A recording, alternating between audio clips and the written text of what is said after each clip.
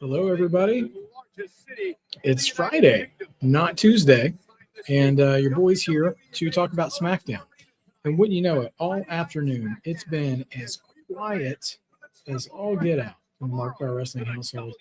And as soon as SmackDown starts, the channel mascot is excited about something. So hopefully there won't be too much audio interruption. We'll see what happens. So it's our go-home show for Night of Champions, which will be tomorrow morning, my time, afternoon, evening, depending on where you are in things. So here we go. Good to see you guys. Thanks for coming to visit on Friday nights. We're going to have a good time. We're getting a recap. And here's the thing. It's been a minute since your boy has watched Raw or SmackDown live. I've been keeping up with it, like social media clips, and stuff. So we've got the recap here of Cody and Gunther with Sami as the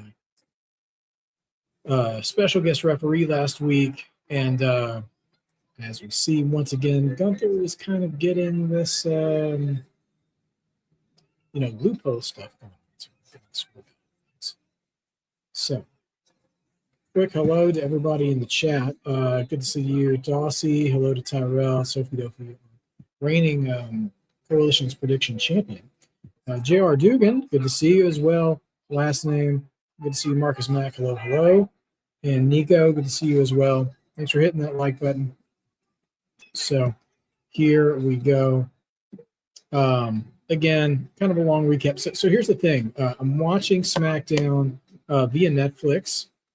So it's just straight uploaded, which I think the commercial breaks may be edited out since it's pre-taped. So one, with things being pre-taped, let's keep all of our our spoilers out of the chat. So mods, if you see anybody coming in trolling with spoilers or anything, just get them out. However, if you guys see any commercial breaks on your end, if you're watching like live on USA or something like that, let me know, and I'll pause my stream. So I don't know any spoilers yet myself. I've heard about a few of the matchups, but that's stuff that was already announced officially on social media, so we'll see what happens. So we're getting a triple threat tomorrow. Cody, Gunther, Sami Zayn for the WWE title. We'll see what happens. Nice, Nico. Still 3 hours, Marcus. It is tonight, anyways. This is the last time for the foreseeable future that is 3 hours. We're going back to 2 hours next month. So there's that, which is nice.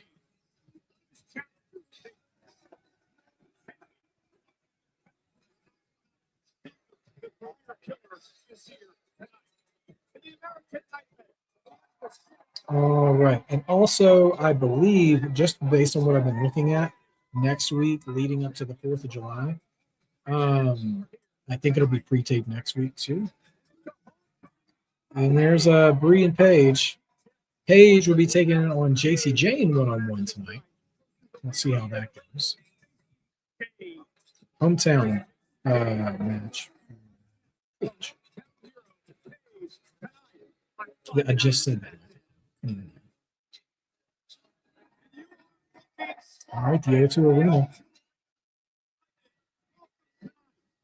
Sophie Duffy, is your birthday today? A happy birthday to you. Last name, I saw about half. Here comes Trick Williams, U.S. champion, who will be defending against Ricky Saints tomorrow. Last name, yeah, I saw a lot of the Big E interview. I didn't see the whole thing. But man, it was revelatory. Big E shared quite a bit of things I wasn't expecting to hear from him. Then a lot of the stuff he said was kind of in between the lines. I mean, he shared a lot of personal stuff, which was interesting. Oh, we got Lil Yachty here. Man, Lil Yachty's just straight up become a manager. It's pretty wild. Yeah, so Big E. It's clear he felt some kind of way about Vince McMahon kind of shoving Bobby Lashley into the forefront of the title picture while he was champion. And that he also seemed to be a little suspicious. He didn't come out and say this. Like I said, read between the words. But he seemed a little suspicious about Roman's COVID diagnosis, which led to Brock being put in his title match at one that year too. What's up, Swaby? Absolute Batman. Actually, I've seen a clip or a trailer of the Absolute Batman series, Philadelphia, which no, I haven't. I'm thinking of the Nightfall series they're making, which also looks really good. The Nightfall arc, of course, for those of you who aren't familiar with Batman comics, is the story that a portion of the movie The Dark Knight Rises explores, the whole Bane broken back fight. Of course, the Nightfall storyline goes a different direction after that. That's great, Swagger. What?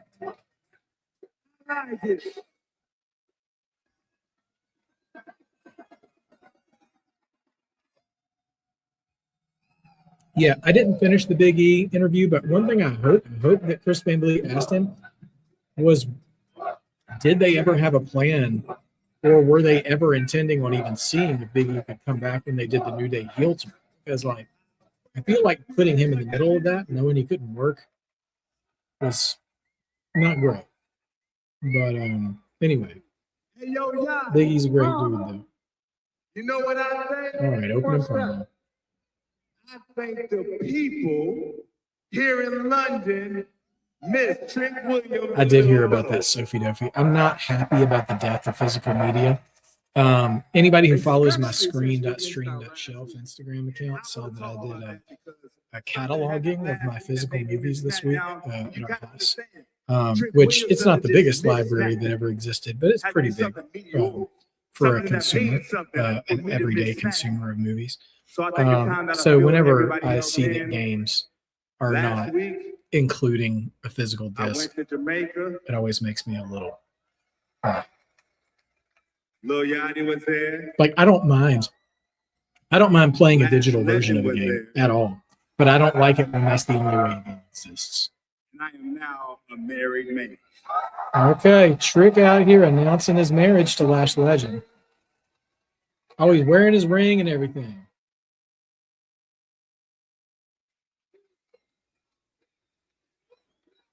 Congratulations to the happy couple, of course.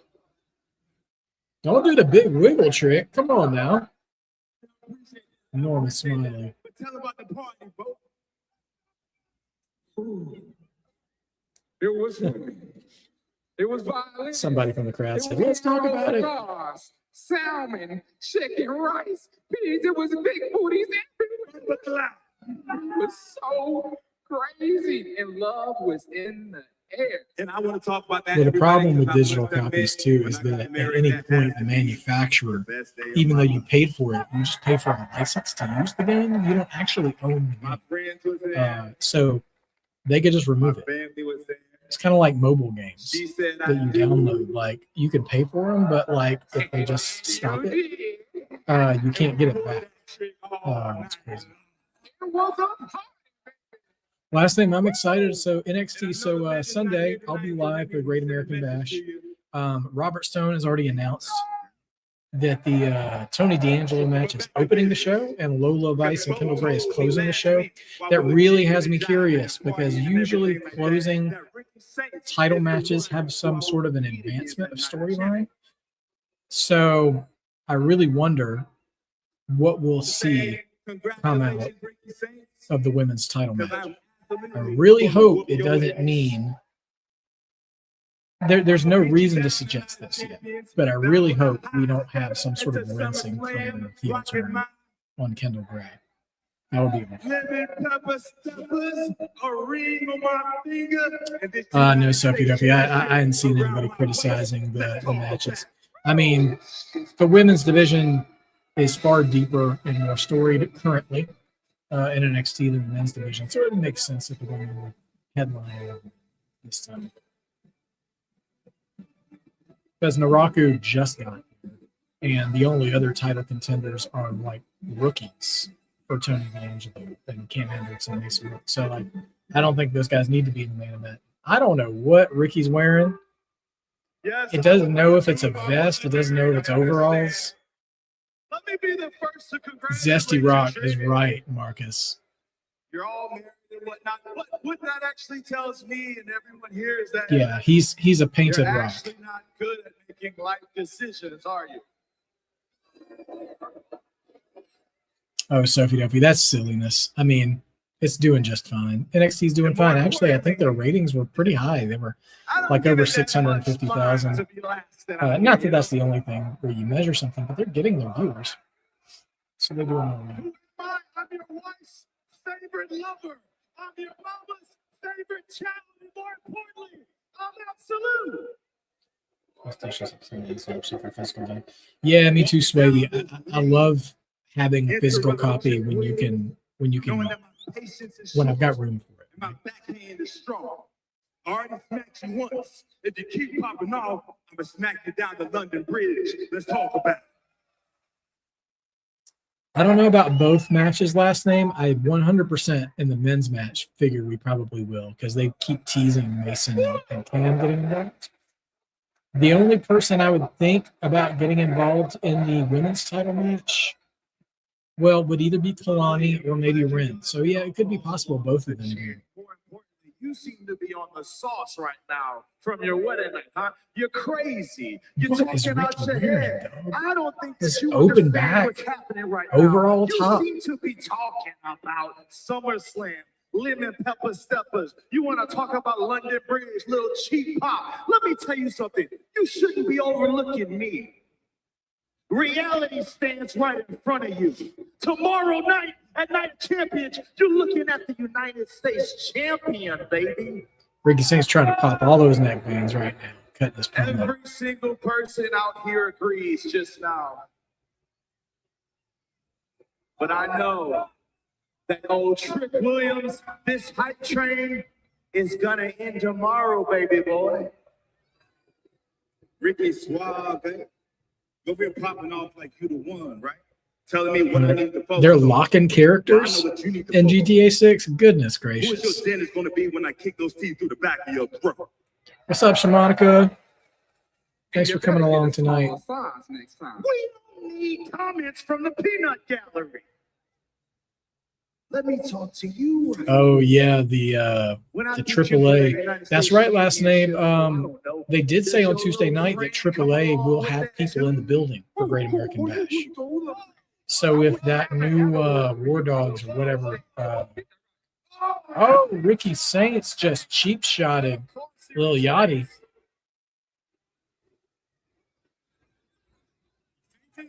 Oh, Trick turned his back. And now Ricky with another cheap shot to Trick and bails out of the ring again. Yeah, it'd be interesting to see that faction show up last name. I'll tell you what, this is one of the first like live SmackDowns I've watched since Ricky has been getting mic time on the main roster. He's fitting in pretty good. That was a solid, they're making him kind of, they call it the chicken heel. That sort of Miz template of being cowardly but talking a big game, taking a cheap shot from behind. I don't think that's bad at all. I think Ricky was kind of in his bag there, but I still think Trick is walking away at that time.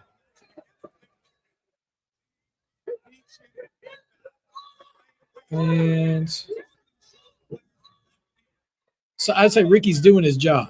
Like, I don't really like him in that as a wrestling fan, I don't want to see him win, but he's doing his job. That's how I'm supposed to feel about him. So he's good for Ricky.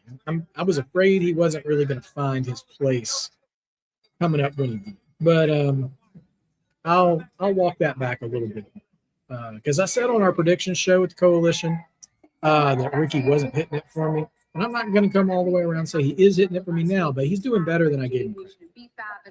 I'm always happy to admit when I'm wrong if it means somebody's doing I well. was hoping you could provide an update. Have you talked to her? How is she doing? Alexa I mean, Bliss. obviously, Charlotte is feeling the physical pain, but I think she's also feeling the emotional pain as well. That's an update on And the show. Jade, after what you and your minions did to her last week, I will get revenge on you, even if it means I have to team up with you. Tiffany. Tiffany and Alexa. So you can get revenge for your little friend. I'm sorry, but I only care about getting through my match tomorrow and beating Jade. Yeah, we get it. You and Charlotte have history. We all know. But you happened to help us before, and honestly, I'm just here to return the favor. Tiffany's got a little too much Okay. bronzer going. Well, we can just get through tonight. And then after I beat Jade tomorrow, Night of Champions, Yes. then you and Charlotte can do whatever you want, as long as you leave me out of it. That is some Hulk Hogan level tanning. And that's not a compliment. All right. Speaking of the women's U.S. champion, one U.S. champion deserves another. Here comes Tiffany Stratton, who will be defending against Jade Cargill tomorrow at Night of Champions. As a reminder, myself and A&D all picked Jade to be the new U.S. champion. We also all picked Trick Williams to retain against Ricky Starks. Prior Lake, Minnesota. Never heard of Prior Lake, Minnesota in my life. It was one thing I actually really enjoyed about wrestling as a kid is that I learned a lot of geography about a lot of towns across America that I never knew because of where someone was from. Jake the Snake Roberts, Stone Mountain, Georgia. Saw Jim Duggan, Glen Falls, New York. Never heard of that. Randy Savage, Sarasota, Florida, as first president. Of course, is there a commercial, you guys? Just curious. Andre the Giant, Grenoble, in the French Alps in France. Y'all let me know if y'all have got Alexa Bliss's entrance right now or if it's a commercial. All right, commercial. All right, so I'm staying paused. I'm going to rely on you guys to let me know when we're back from commercial. Just so we go. I might have to set myself a little timer. Usually it's about 3-minute commercial break, not 3 hours. That would be terrible. SmackDown's 3 hours. And so usually it's like 3:30 or something like that. All right, cool. Appreciate you guys. Did I see the clips of Miz and Kit Wilson being zombies by Danhausen? I saw a bit of it. I did not watch the whole thing. I got to say about Danhausen, which, listen, Danhausen's like crazy over right now. Yeah, you know, like he seems to do no wrong. I just feel like just for me, I'm not saying Danhausen's got a problem or anything like that.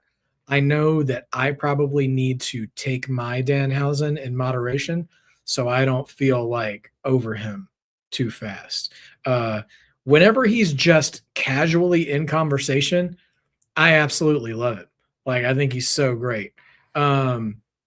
So we have him talking to Stephen A. Smith after the next one made it tolerable for me to watch Stephen A. Smith. So anyway, Danhausen's great. I actually really enjoy just casual Danhausen in conversations, even when he's not doing the crazy mad scientist stuff. But they know what they're doing with him. They are merching him to death. Yeah, I mean, he's similar to R-Truth in that. So there we go. Sway, I saw you had made a comment. Let's see.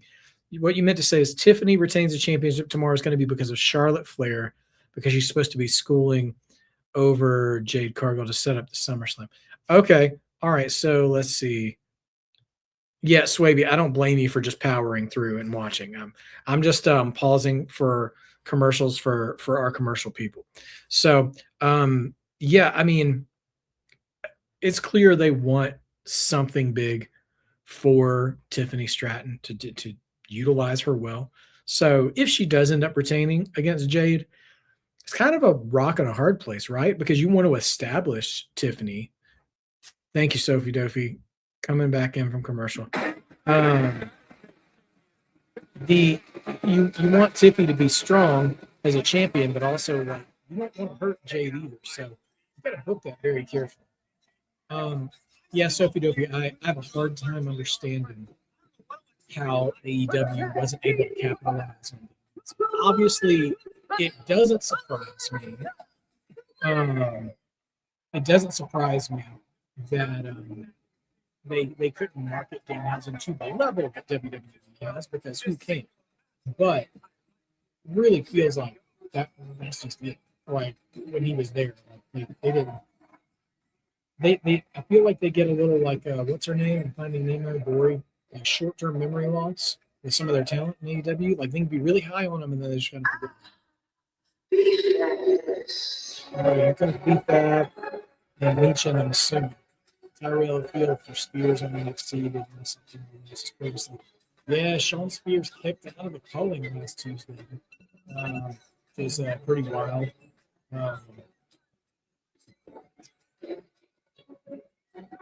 Here's Michin and B-Fab.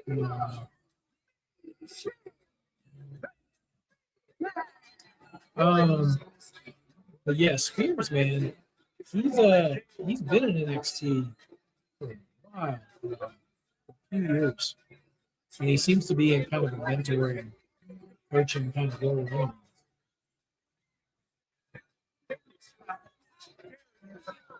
I wonder if he would come out, and if he did, what they were using.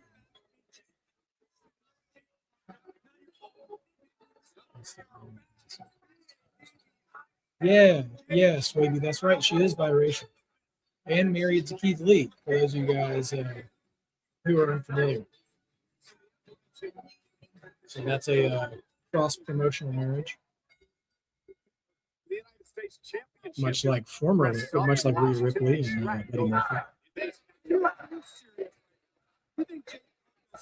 Tiffany taking shots from the player. Likely while doing some sort of heavy lifting, some sort of intense exercise to make sure, as always, she's in peak shape. Tiffany Stratton starting things off. I heard about that. Is Charlotte doing it with Ric Flair?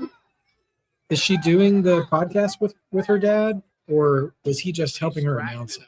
Jade Cargill renewing a rivalry with Yeah, Dawsey, I feel you with that. I think if they can,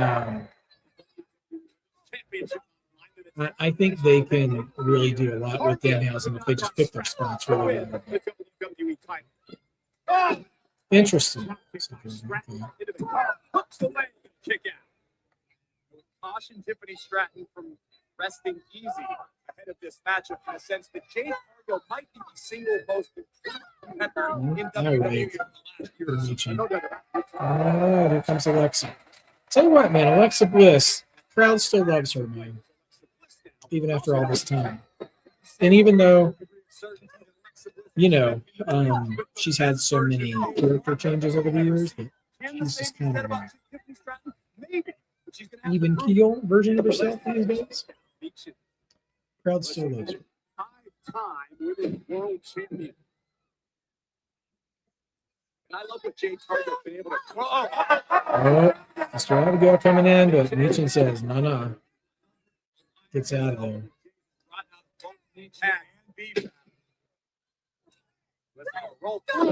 See the drop kick there from Alexa. An R-Truth Danhausen tag team would be, I feel like that would have a short shelf life. I think it would be funny for a few weeks because they're both funny, but I just don't know how cohesive they would be. Alexa Bliss looking to rally here as Michin is the elbow drop. Bliss and Stratton against B-Fab. Bliss trying to make the invasion.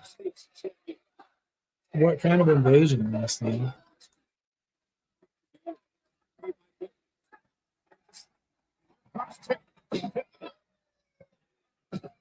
Picture. Okay. I'm still going.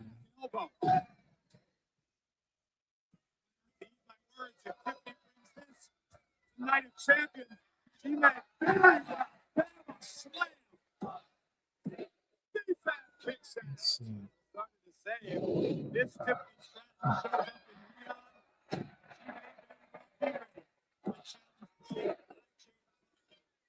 up in Stratton firing on all cylinders for the last few minutes.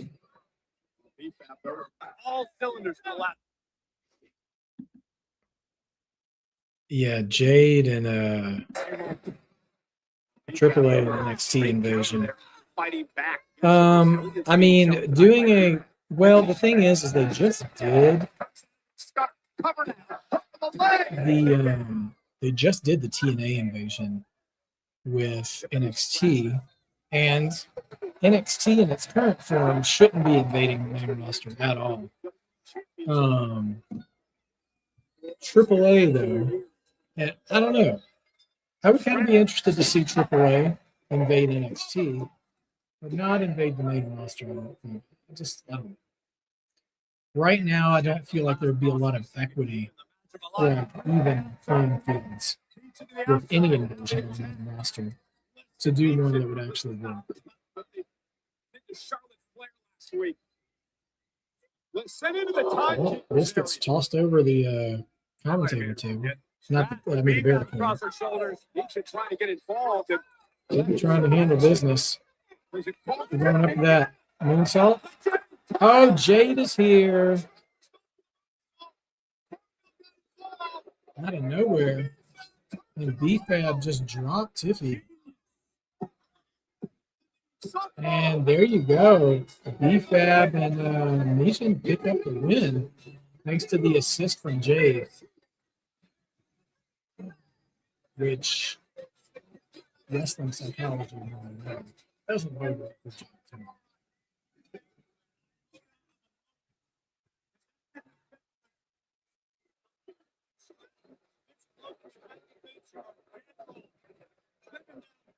Still picture. Hey, Lockwood, we'll see. Gotcha. Okay, so I've paused because we are, let's see. I think what happened is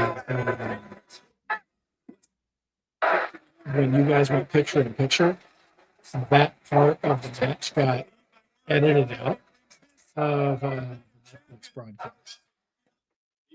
So what I'm going to do is pause it at the end of the match, and I'll wait for you guys to catch up.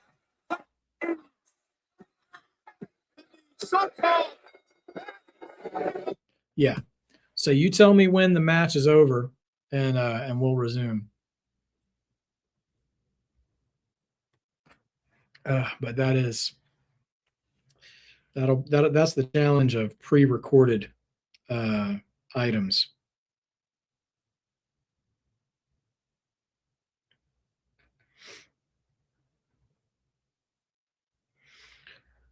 Oh gosh. So it's A and B at the pay-per-view on Sunday night. They don't even have to worry about it being packed. Yeah, true.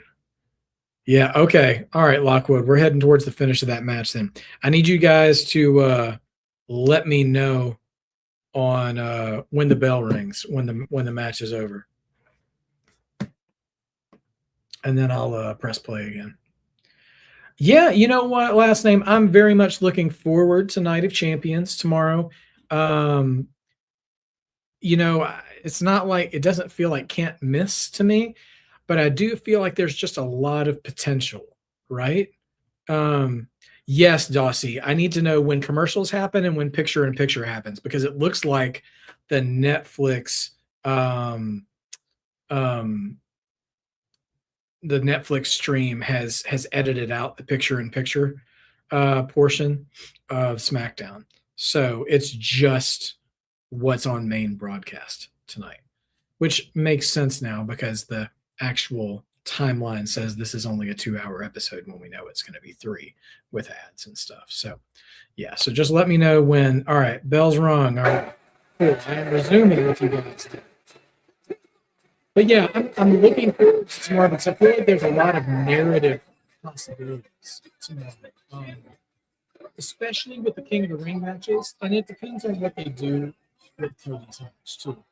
I think there's more narrative possibilities if Cody loses the title.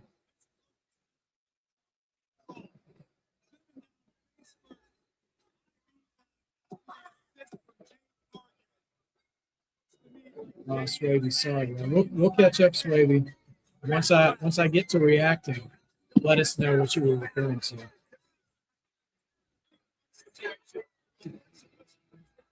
Oh, and here comes Chelsea Green with the face pump. Chelsea Green, kendo stick in hand.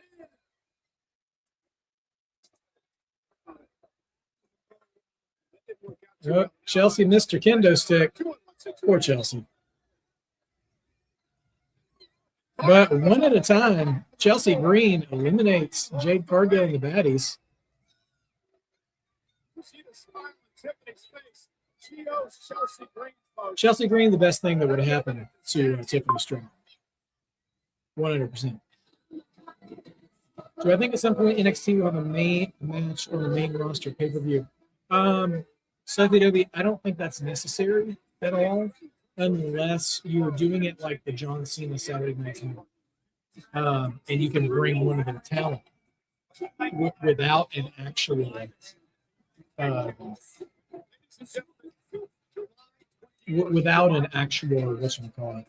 call, just like a preview match, an appetizer match.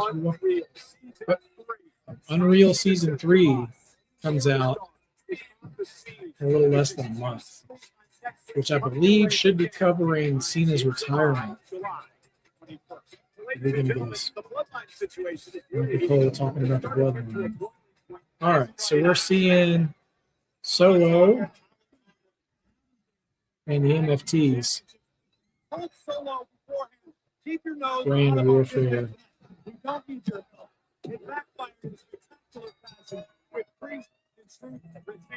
And AJ Lee's return. See, that's the kind of thing I don't mind as much for Unreal, because it feels like it's been so long since AJ Lee came back, All right, MFT's backstage. You see what happened to Jimmy? If Roman ain't gonna like that, he ain't gonna like that at all. We saw. And that's the problem. We're tired of getting dragged into the womb. Roman, Jimmy, all of it. Your obsession with Roman is tearing this group apart.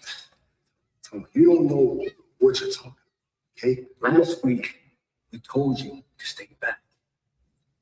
You didn't listen. Now we're standing here without any gold around our waist. Now you're helping Young Knight. Solo. We got word from the elders. Word from the elders. Tom, we out. Oh, Tama and Tala are now abandoning Solo. Word from the elders. You can't leave. So now Solo is alone. You can't just walk away. I brought you here. You understand me? Nobody leaves me. Solo put a little bass in his voice too, which is a first.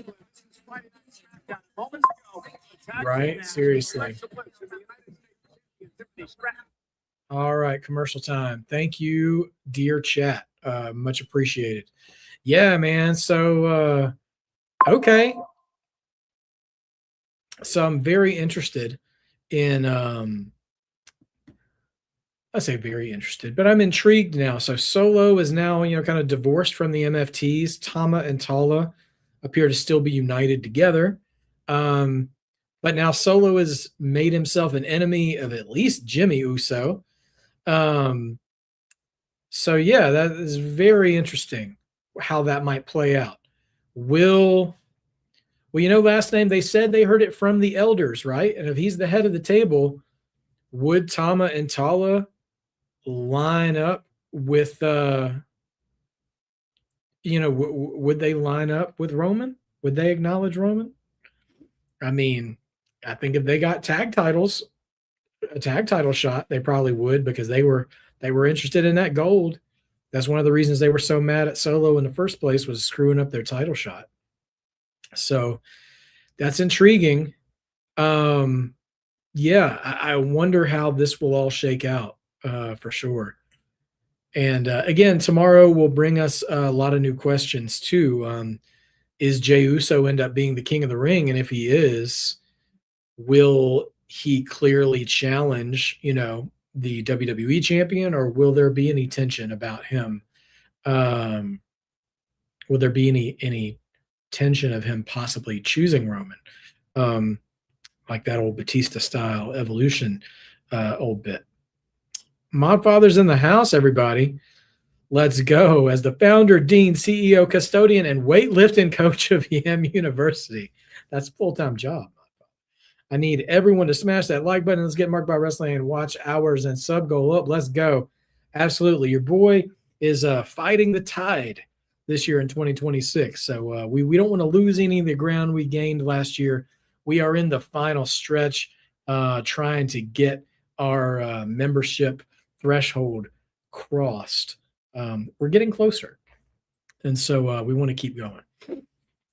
Yeah. I am so A and B. If you didn't join us for our coalition predictions contest, our prediction stream earlier this week, they both picked Jay to win. I picked Oba to win. I know there's a strong sentiment online of people just assuming Brock is going to show up and ruin Oba's chances to win King of the Ring. Truthfully, I know what will happen is we'll see Brock eventually. I'm just not sure that we are that's when we're going to get him. You know, Oba should win. Like Oba is the right call here, because I just think you can do more narratively with both men if Oba wins that match, because Oba can head straight for Roman. And you can introduce Brock into that equation there if you want to be a stumbling block for Oba to get to Roman. And I think the most interesting thing narratively in the creative story would be Jay losing, because then Jay has to deal with the consequences of putting Oba in Roman's path. So that's, I think that would be very interesting for Jay, because Jay really, I don't know, Jay's really good. I think Jay's at his best when he's torn and conflicted and angsty and stuff. And he's already kind of dabbling in that right now. And if he has to walk around Jacob and Roman and Jimmy to a lesser extent, knowing that he's the reason Oba is going to be headhunting Roman at this point, I'd be down for that. But that I would, the only scenario, if Jay's not picking Roman. Thank you, Lockwood. We're playing and we are resuming. The only scenario I'm truly interested in with Jay being King of the Ring is if Sami somehow ends up being the champion too, and we can do that. All right, so we're getting the recap already of B-Fab and Michin picking up that win, but then we also get Chelsea Green with the save and the kendo stick. Oh my gosh, the way she just dropped the kendo stick is so funny.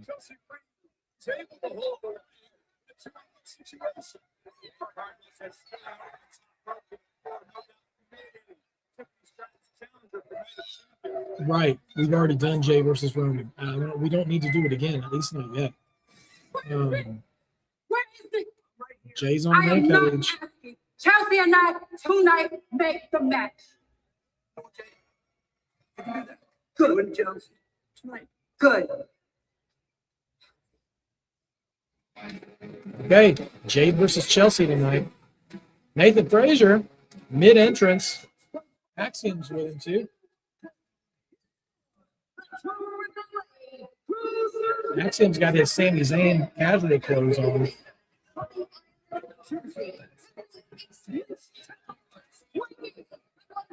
All right, Frazer's in the ring. We're about to get a singles match. We're going to get something fired up. Oh, the AAA Cruiserweight title. So he's taking, is it Fenix who's the champion now?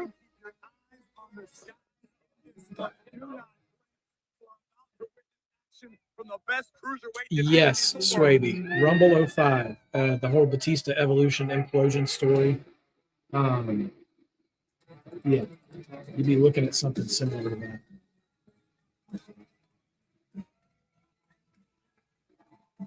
All right, y'all. I hope your popcorn's ready. I hope you're hydrated and you're seated and ready because Fenix and Frazer, I know this is going to be worth the price of admission tonight. As long as, I don't know, we don't get some random interference in this match. Like in the old WCW Nitro days, would be somebody from the NBA just like shit. JK, actually in the Nitro years, when it was a cruiserweight match, more often than not, they let those guys cook for 10 to 12 minutes.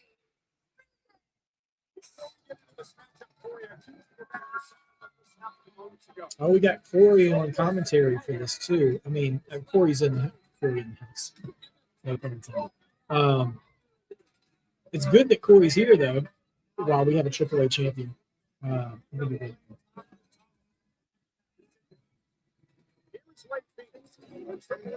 Interesting, Rockwood. Okay, so the finalist matches will open the show. Okay.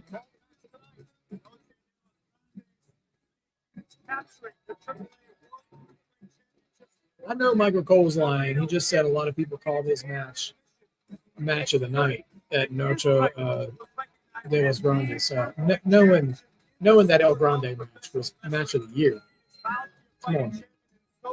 No disrespect to Fenix. Well, that El Grande match was an all-time.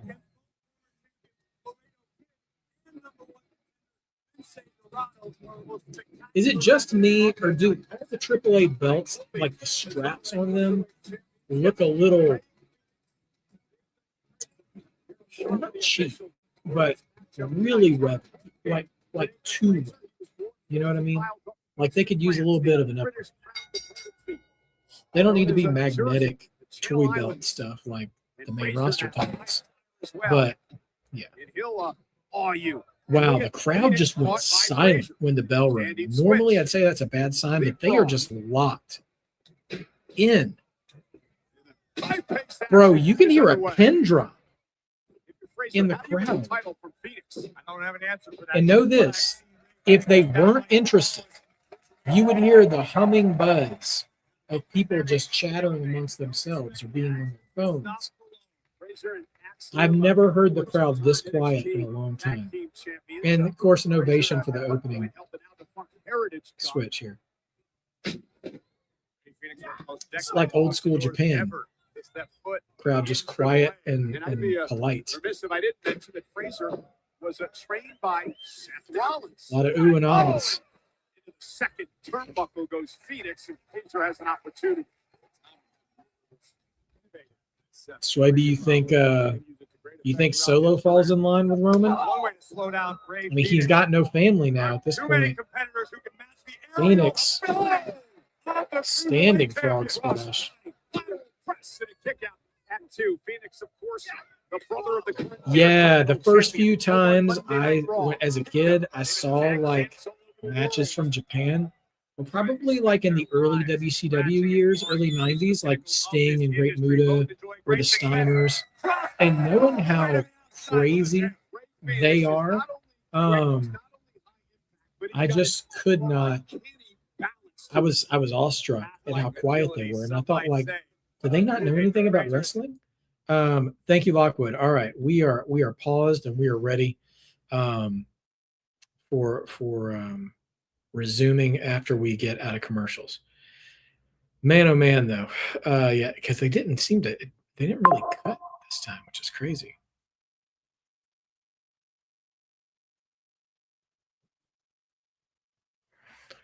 Actually, guys, I'm just going to hit play real quick because the match hasn't. I think they uploaded the whole Frazer Fenix match.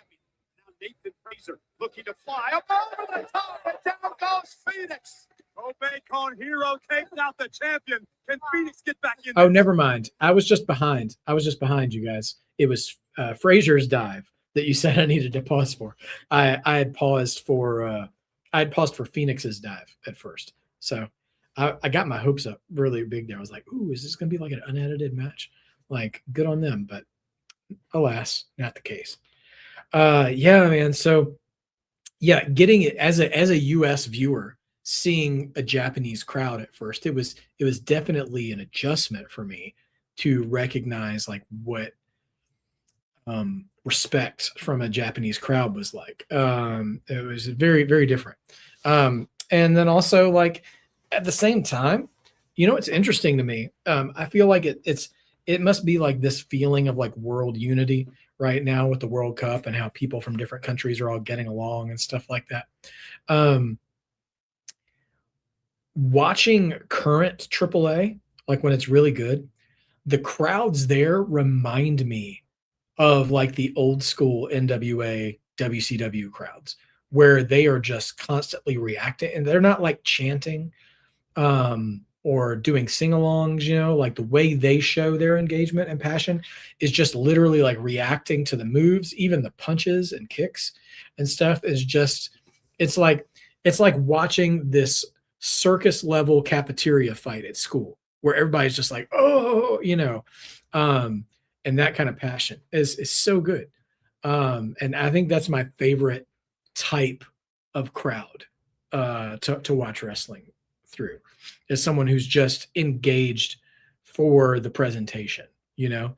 The current main roster crowds are very participatory, you know. They, you know, want to chant for tables. They want to, you know, say this is awesome, you know, or if there's certain catchphrases or whatever, there's that kind of stuff. The NXT crowd is kind of like that too. And then there's like I don't know. There's that. Yeah. And so anyways, different crowds bring different stuff. Thank you, Lockwood. Press and play coming back. Just Alex pitched the idea of Oba winning the whole tournament and then doing double duty. You know what, Swaby, if he did do double duty, that would be a protective way for him to beat Brock Lesnar in an all-out war, but lose to Roman. Because if he's carrying the battle scars of a fight with Brock before he goes in to face Roman, that could be a verifiable way to protect Roman. Not protect Roman. That's happening. That was nasty. But yeah, that's a way you could have to reduce and still protect him. I know I like the crowds having fun, so just my preference is the style of crowd I mentioned. And those crowds are having fun too. Crowds behind Fenix. Well, Sophie Dopey, I mean, you know, Daniel Bryan beat Triple H and Orton and Batista in the same night. So it's not unheard of. Frazer, Nathan Frazer. Frazer wants a superplex. Fenix doing his best to fight him off. Man, big backflip off the superplex. Back up. Superplex. Going to go for that Falcon Arrow. Nope. Into a small package. That's actually how he lost in the speed match. Man, speaking of speed, these guys, their conditioning is great. This is for the AAA Cruiserweight Championship. You said it earlier, Corey. Fenix, much like his brother Penta, the Intercontinental Champion, wants to be a fighting champion. London's here for this match as well. They should be. I feel like this is going to be a match of the night, like easy.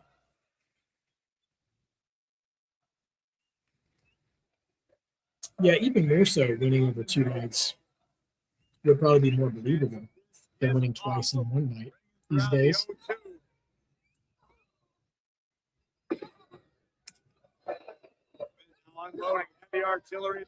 This is all just coming up in the first hour. SmackDown tonight. Oh man, what a knee! Spit in the air. Somehow he's still on his feet, and I don't have any idea. Take the Frazer. Oh my gosh. Brock's Frazer to a knee.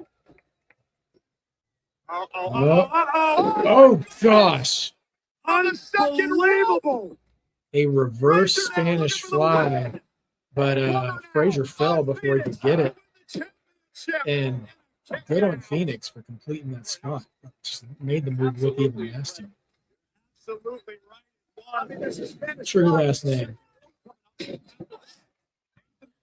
Yes, over me.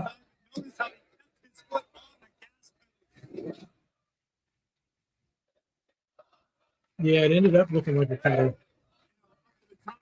Gonna go for that Fenix splash, maybe. Frazer's very good at finding his feet. He's like a cat in the ring. Double knees now by Meteora. Fenix. Oh, for sure, Sophie Dophie. One of these days, we'll get the Lucha Brothers Could be looking reunion. for the Mexican muscle I don't know when. Frazer And honestly, it doesn't feel like they need it yet because Penta, especially, is doing so well on his own. Fenix is doing great right here, too. I mean, more so in AAA than the main roster. But I feel like it's good of them to have the discipline to be patient with it. It's time for the full court press. Here comes Frazer. Frazer. Oh, gosh. Frazer just clocked that announce table out of the suicide dive. Certain disaster. Placing his challenger back inside the ring. Goodness gracious. Get a load of Frazer's chest, too.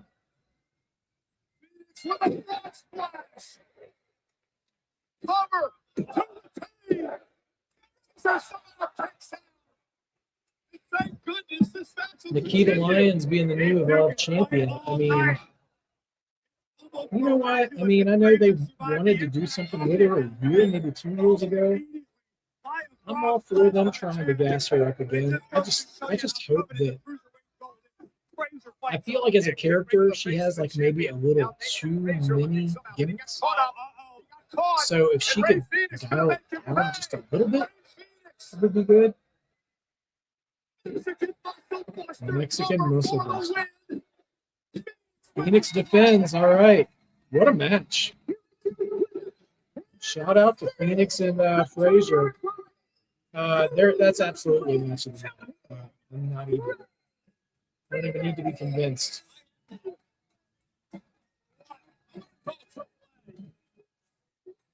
Man. Great stuff.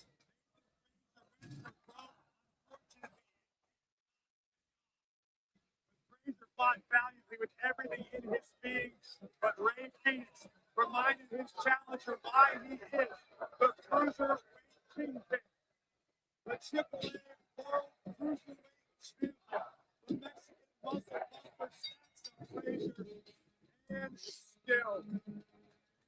What a performance by Nathan Frazer tonight against the champion Ray Fenix. That young man is nothing to be ashamed of. Whoa.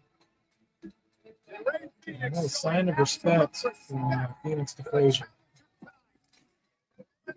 And I'm in the middle of the ring. Standing ovation in London.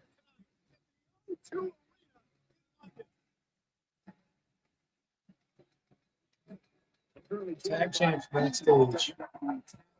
Champions, Damien Priest, and R-Truth. Guys, congrats on a successful title defense last week against the MFTs, but I gotta ask, what's next? Clubhouse, dog. Tell him the hot tub. Nope. The hot tub. We're looking forward to moving on from the MFTs. And then now Shout out. tag teams. Old Damien Priest fans are going to War Raiders. Surprised you survived. AAA champs. Since you did, and since you're still holding those WWE Tag Team Championships, and since we've got these AAA Tag Team Championships, let's put all the gold on the line. Winner takes all. Did Lucha Gold want to come over here and talk to us? Oh my gosh. Truth with the Scarface. Your title versus our titles? Oh, I got the Scott. Oh, I got the toothpick. Jimmy said, I want the judgment they can have a title. Real and fan. No, you're not the judgment. How dare you? But you're not the Shut judgment. your mouth. This is the way I talk. This is the way I talk.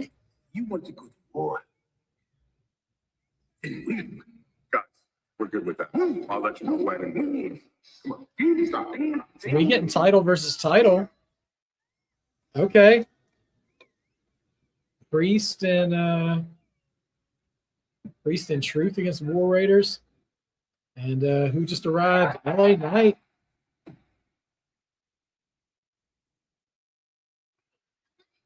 Always good to see you. And there were rumors that you would be here, but this is SmackDown. What are you doing here? I should ask you the same question. Aren't you on Raw too? And by the way, are you stalking me? How'd you know I was pulling up right now?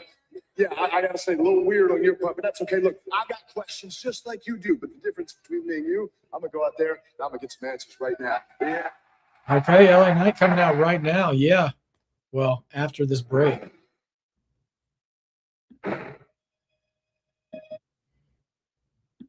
Oh man. Well, yeah, I would 100%. And listen, I love the I love the whatchamacallit. Prestige. I love the War Raiders. However, I can 100% see Damian Priest coming down to AAA as a tag champion. In Truth, in AAA too, I could 100% see them being. I could see Truth and Priest being AAA tag champions a lot faster than I can see the War Raiders being tag champions right now, in this moment in time. So I wonder when they'll do it. Every single man in this team of the ring tournament. I will take my rightful I don't know. upon the throne as your new king. Have you guys? Did you guys get the ad? You guys got the ad for Night of Champions there? Because I'm letting that play. I'm not actually watching SmackDown, the actual show right now. I'm just seeing a promo for Night of Champions. One match away, and then the ruler will have its crown. I'm a shock the world, Lucy. That's what I do. Oh man. Yeah, I'm gonna have to not go. Oh, you got an ad for Great American Bash. Oh, I didn't get one of those. Okay. I'm seeing an ad for Night of Champions.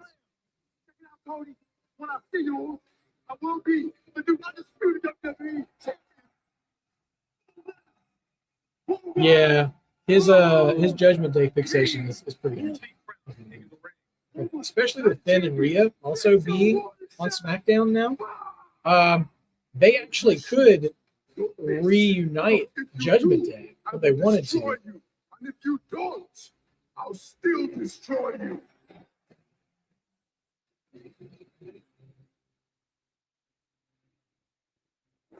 The first hour on ESPN for the finals of the Kings of the Ring tournament, where the winner will get a championship opportunity at the biggest tournament in the summer.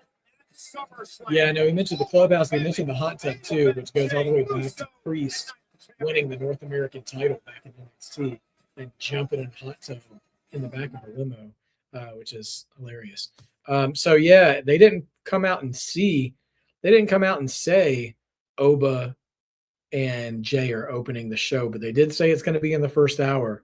So we're going to know who the challenger is by the time we get to the main event, I should say to the title match.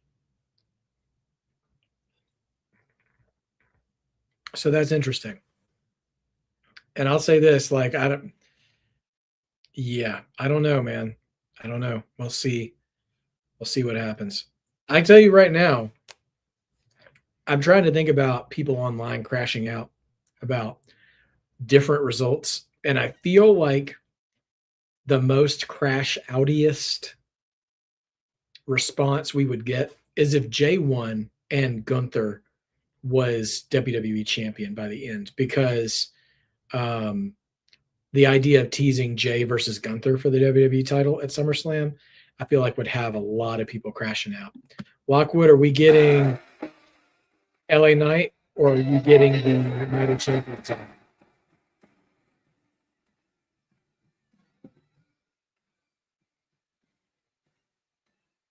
All right, I've got LA Knight coming to the ring. Yeah. Okay, you're getting the Night of Champions ad. All right. Let me know when LA Knight comes out, and I'll resume so we can compare notes here. Oh, my goodness gracious.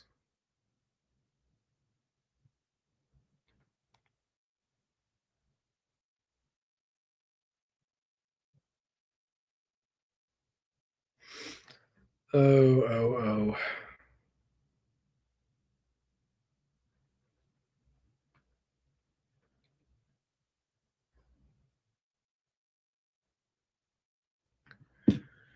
But yeah, well, they at the end of the Night of Champions ad, they mentioned that Jay and Oba is going to be one of the first hour matches at least. So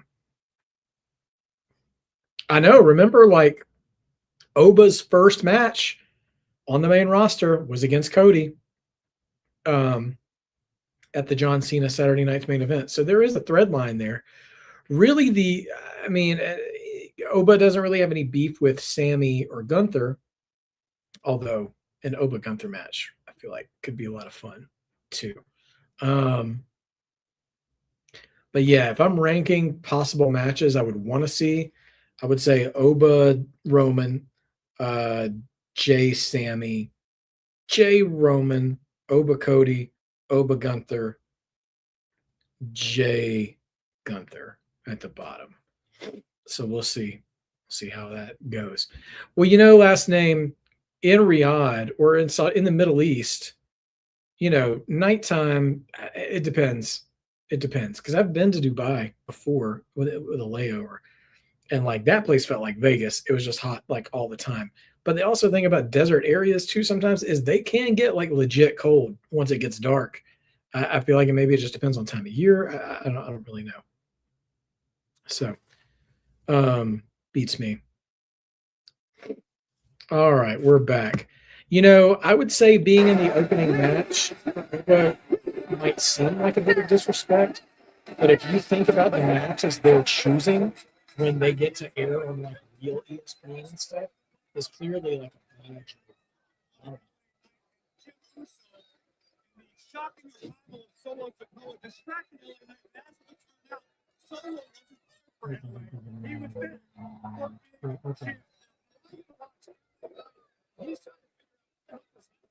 Yeah, at some point we go to worry about. I hope it's just like a proper matchup, a proper feud, not just I won this contenders match and you won it.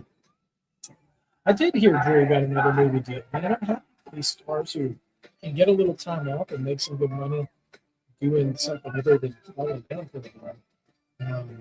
It's a nice way to build a little bit of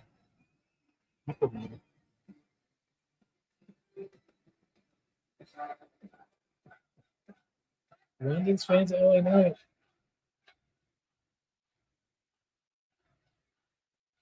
All right, see what the man's got to say. Last name, I do not want to see. I don't know how many spears we're going to have to sit through. I'll tell you what, if he just dog walks Jade too, I will be so surprised. Let me talk to you. Loud response for LA Knight. Monday night, Jimmy Uso and I, we came out here. We had a battle. Unfortunately for Jimmy, he had hit a BFT 3 the hard way, and he caught himself staring at the lights. Yeah. As the one guy from the bloodline that I kind of respect, I got to say, even so, that being the case, I think he got what he deserved. But I'm a big fan of LA Knight's phrase 3 the hard way. A little bit of an unexpected assist happened in this corner, and it's just got me a little bit confused, if I'm honest. So with that being the case, Solo Sikoa, I want you to walk your keister down here right about now.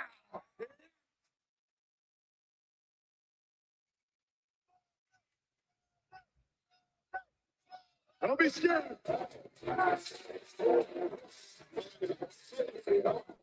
Okay.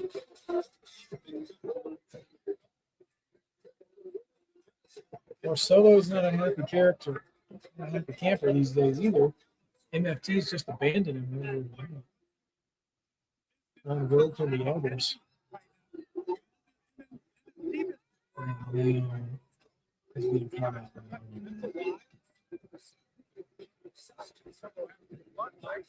And of course, he's made an enemy bloodline because took a shot at Jimmy Uso last week, which is really annoying.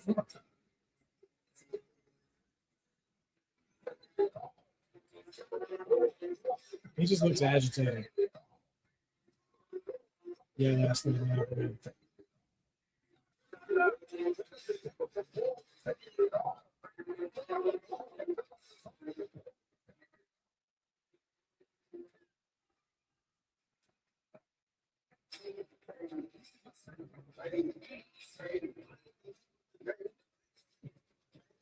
Yeah, Lockwood. I feel like they might cheer no matter what happens.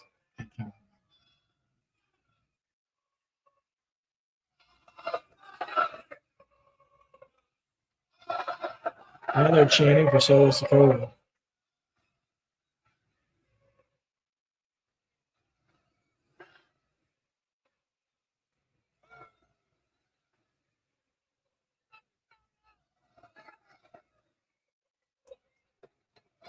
People just want to yell, I love you, Solo.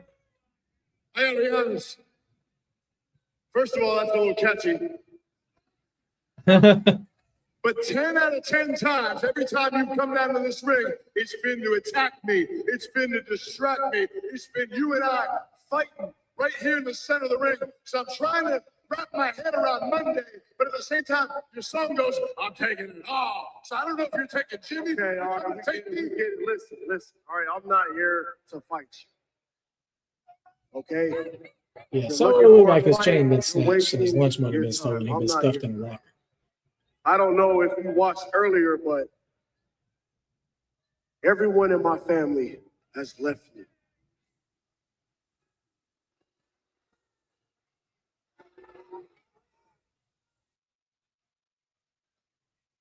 Okay. It's interesting how I we understand that's called gotta hurt. the MFTs the Timu bloodline At the at the same beginning. time, my heart doesn't pump purple piss for you losing your family. Bottom line Now is Solo's this, if you doing the ask Solo, me, no pun you intended. losing Solo your football. family with the MFTs, if you ask me, that just leaves you wide open to go right back into the fold, right back into the bloodline. That's what that tells me.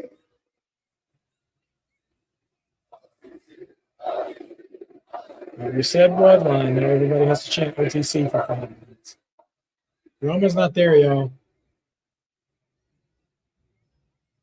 You want to stand around and listen to that crap? You want to stand around and listen to Roman Reigns lord over you? Because here's the thing, man. I'm just thinking, they're all wondering why you did what you did on Monday. You might even be wondering why you did what you did on Monday. I don't know if it was a little Roman Reigns initiation ritual. Why? Why? You want to know why? It's because I hate that damn family. Okay. Solo just said he hates That's that why. family. I hate the bloodline. I hate that I was a part of the group. I hate Jacob. I hate the Usos. I hate the OTC. Roman Reigns. Okay. Solo hates them all. Honestly, last name, that would legitimize birthright so hard. So hard. I hate the whole bloodline. And the only way for me to feel better is if I finish it. But I know there's one thing we have in common, LA Knight. That you and me does not like the bloodline. Are we about to have this like alliance of bloodline haters? Hate the bloodline. You should hate him for every. Let's be more specific. You should hate Roman Reigns for every single thing he's done to you. Anything But you you know can do who to get else Smack out should here. hate Roman Reigns for everything he's done to them? The agenda. Jimmy, Jade, Jacob. Yeah, what's happened with them? Everything's happened. And if I argue honestly, he did way more to them than he's done to you. And look at them. They've gone right back into the fold, right underneath. What you had, the artist formerly known as the main event, Jey Uso, now known as Baggage Handler, Jey Uso. Baggage Handler, Jey Uso. And you think that I'm going to trust you, that you're not just going to go back and join them again? I've seen the movie. I know how it ends. Why is this different? It's different because I have nothing to lose. It's different because I have no family. It's different because it's just me now. It's just me, Oos. And the enemy of my enemy can be friends. We can work together. We can be partners and take out the bloodline. We can watch each other's back. I don't buy this from Solo, but the idea, the fantasy booking idea of this sort of anti-bloodline Avengers sounds like a lot of fun. We friends. Yeah, Drew would be great in it. Just you. I've heard that before. It's just me, Oos. Day one, all that. I've heard that before from people. So I got a little bit of skepticism, but let me think about it for a second. Let me digest all this, and I'll tell you why. Because do I hate the bloodline? Yeah. Am I outnumbered? Yeah. Have those numbers always worked against me? Yeah. Do I probably need help? Yeah. Kevin Owens about that. Yeah. Do I need Solo Sikoa standing next to me, watching my back? Yeah. No.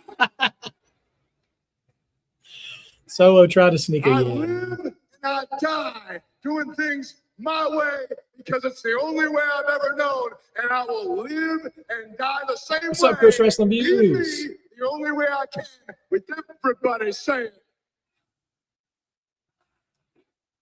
thanks, but no thanks.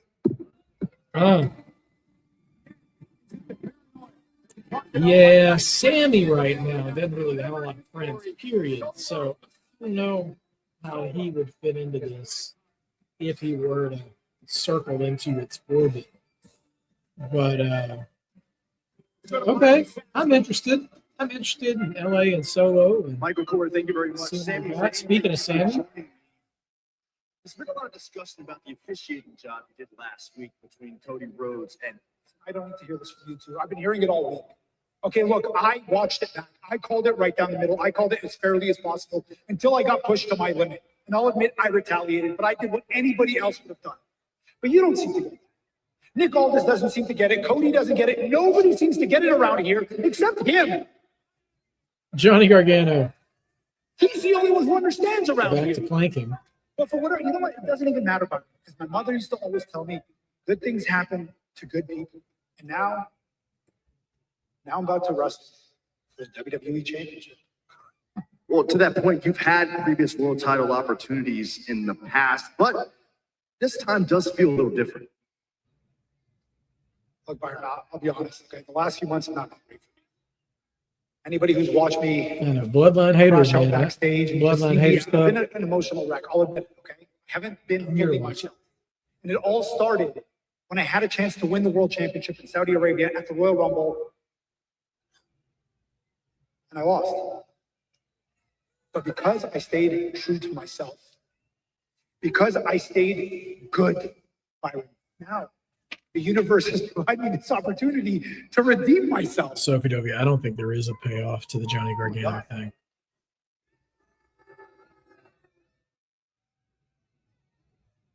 Chance to redeem myself.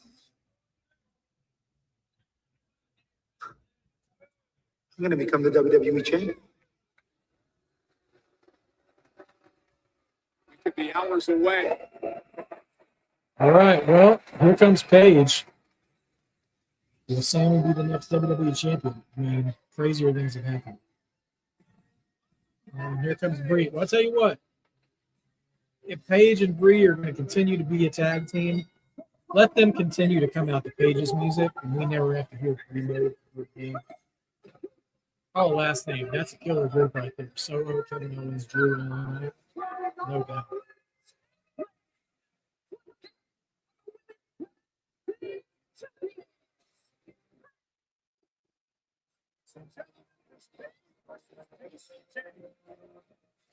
All right.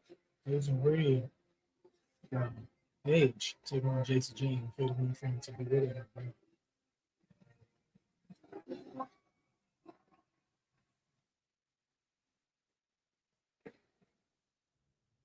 No clue, but she looked pretty gnarly. You guys on commercial?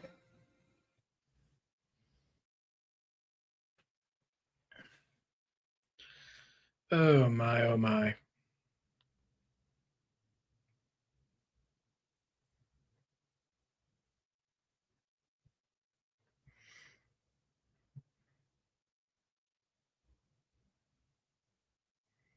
All right, so we're on commercial. Yeah, it's been quite a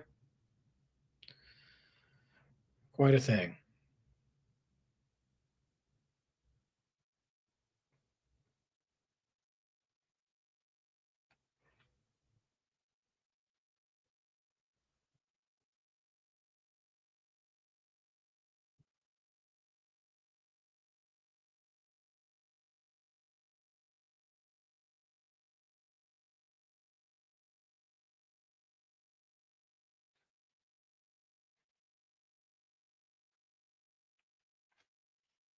There's a new John Cena Netflix movie, huh? Okay. Interesting.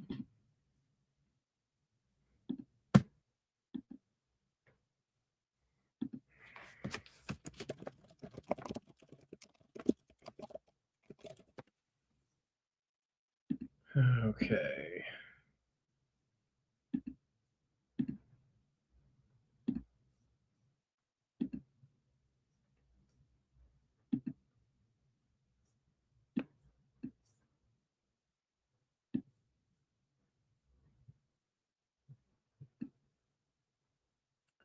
I mean, I feel like we'll see something from AJ Lee again. You'd think. I mean, because like I think if she's not going to be I feel like if she has like a full on like I'm actually retired kind of thing happen, I feel like we'll get like a proper goodbye. Maybe not like an actual retirement match, but like I just don't think what we've seen of her has been enough for her to like completely close the door on everything. Do I think JD will join Miz and Kit Wilson? I hope not. Honestly, like I appreciate them, you know, interacting, but I don't need all that. I wouldn't hate seeing Cardona go back to Zack Ryder though. I mean, give him something to do, right? Because I feel like he's not really doing much as a result, right? Am I alone in thinking that?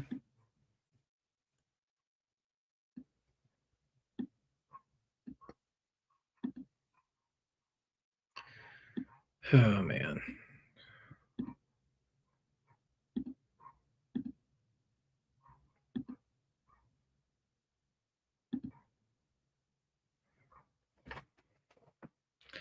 I haven't really watched the World Cup. I mean, I try to keep up with the scores, but I haven't watched many of the games right now.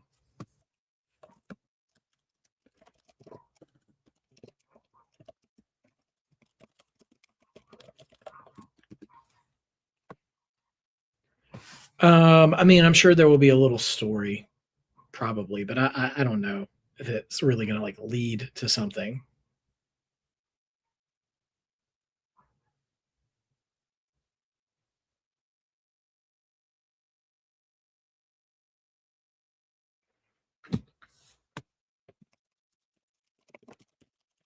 I did hear about that, Sophie Duffy. I always hate to hear that, but also like, I don't know, it wasn't news I was looking for.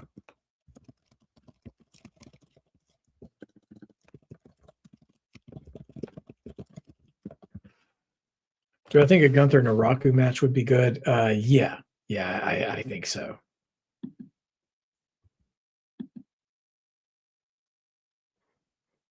All right, thank you, Lockwood. Let's take a look at what we got. Set for one-on-one action.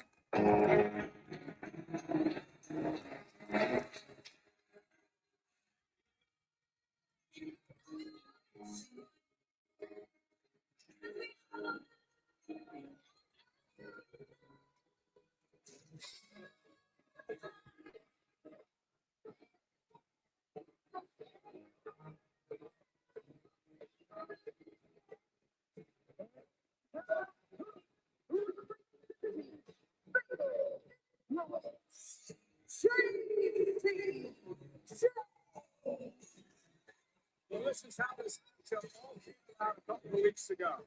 Bray Wyatt doing battle with Fallon Henley and Lady Jacy Jayne inevitably get herself involved trying to come to Henley. Unfortunately, Jacy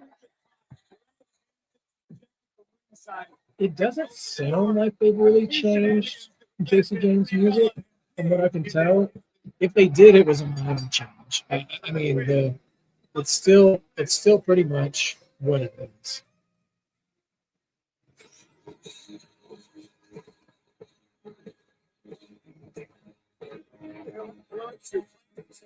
We're about to take over everything. WWE.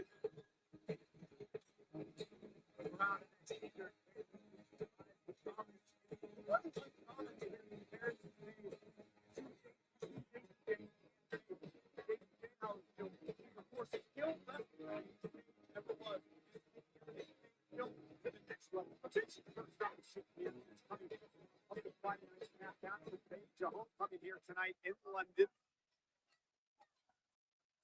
A number of family members in attendance. Go one-on-one with Jacy Jayne.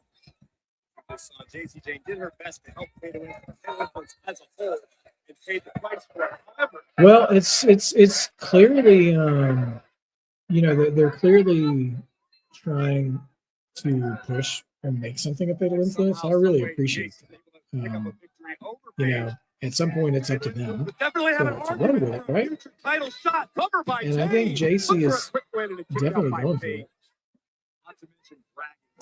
I did hear the rumors about Road Dogg and TNA Creative. I don't know what will come of that.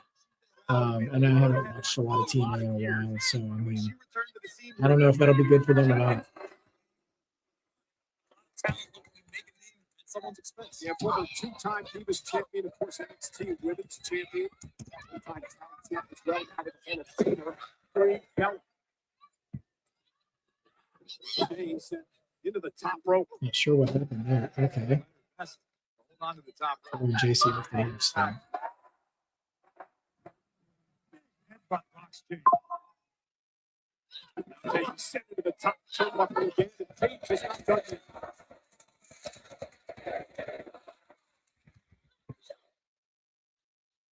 Big chance for Paige. Of course, they're all in her backyard.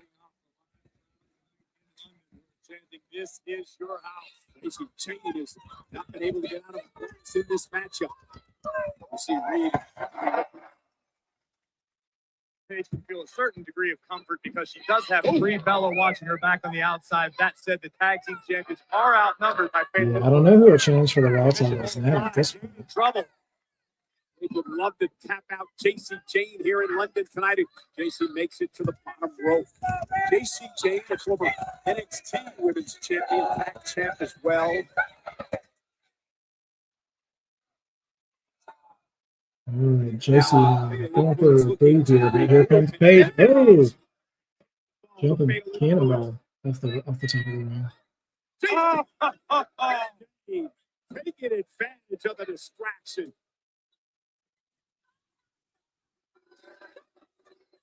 All right, lots of heat there for Jacy coming right off. Well, it looks like a commercial break now.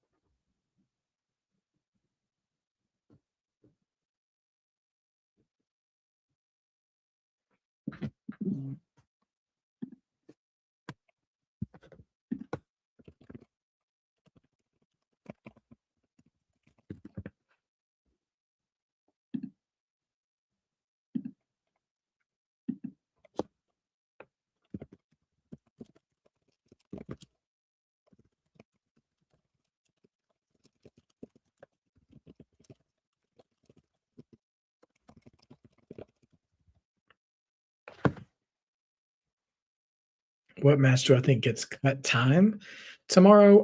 If I had to guess of all the matches, probably Jade and Tiffany is probably the shortest match, unless they do some sort of weird angle cutting one of the matches. But that's the one that makes the most sense to me to run short.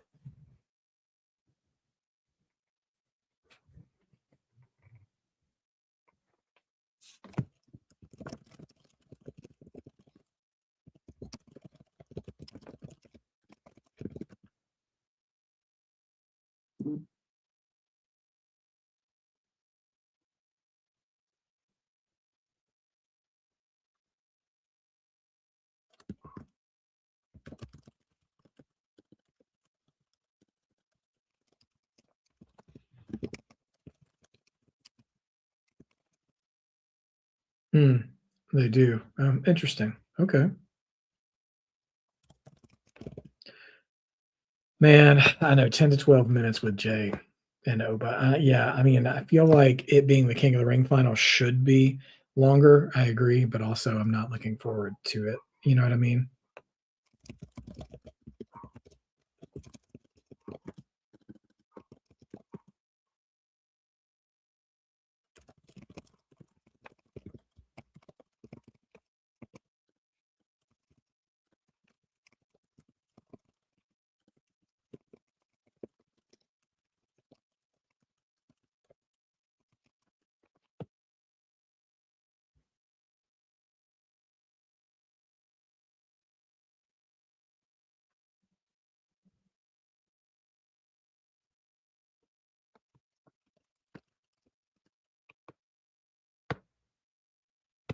Yeah, shorter SmackDowns is going to be a good thing for a little while, which is nice.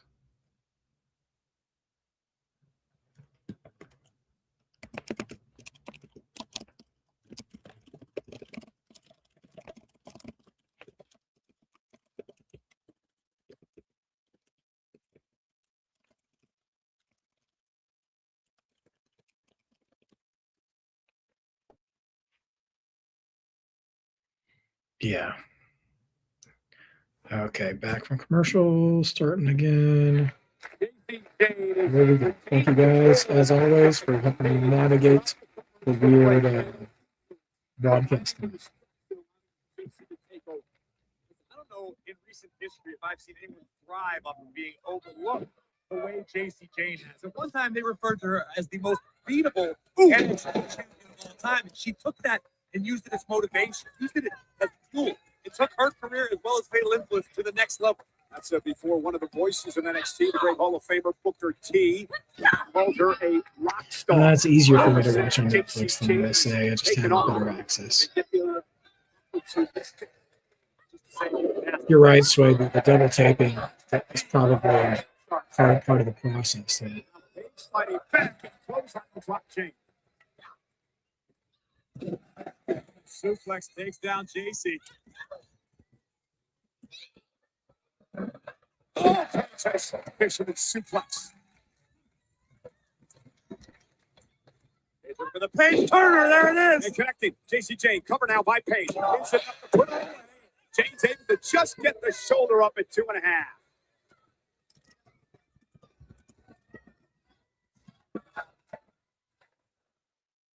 Good look at the rally Paige here.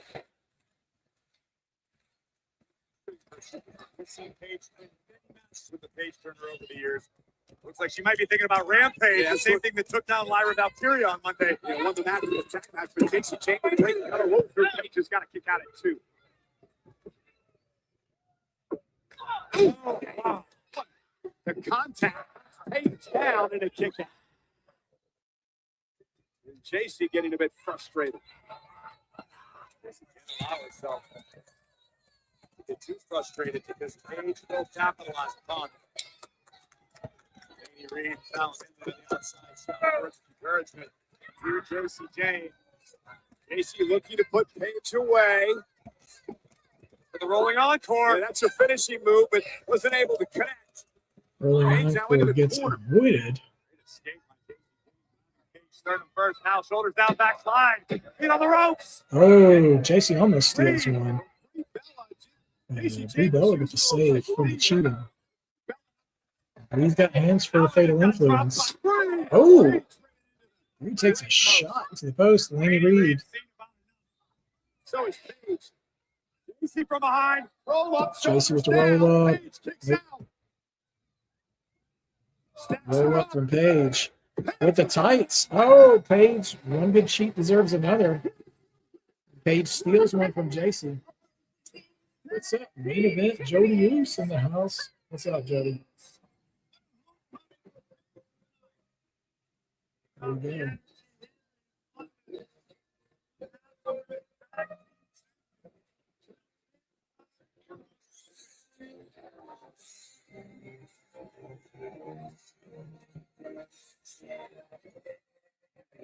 Oh, here comes the zombies. Danhausen, big pump.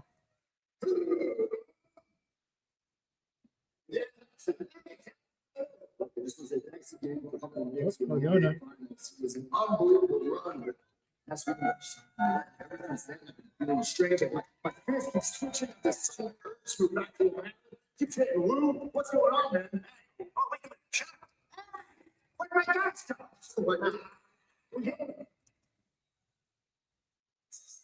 Hey, where's Freak Huffin? Guys, he just let that know.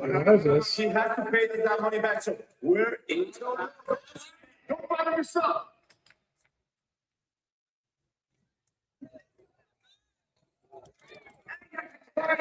Sorry. Cardona's grasping his hands. What's up? Like he's about to make a fist out of it.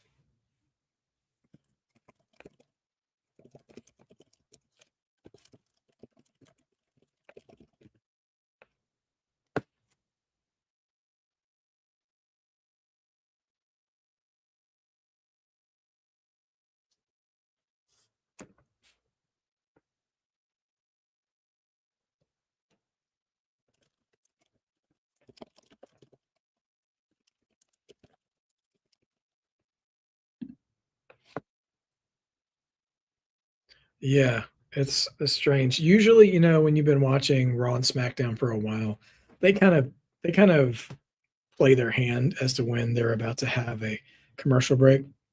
Last time you might be right. I mean, the AAA group may show up somewhere because you've got the Garzas who are a part of it showing up on SmackDown.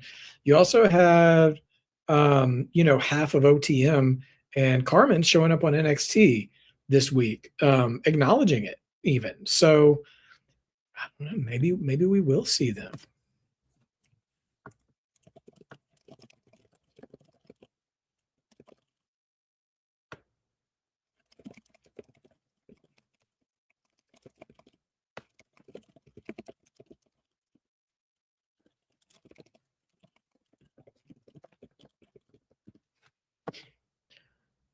Oh my goodness. So yeah, we're halfway through the show. Hard to believe, isn't it?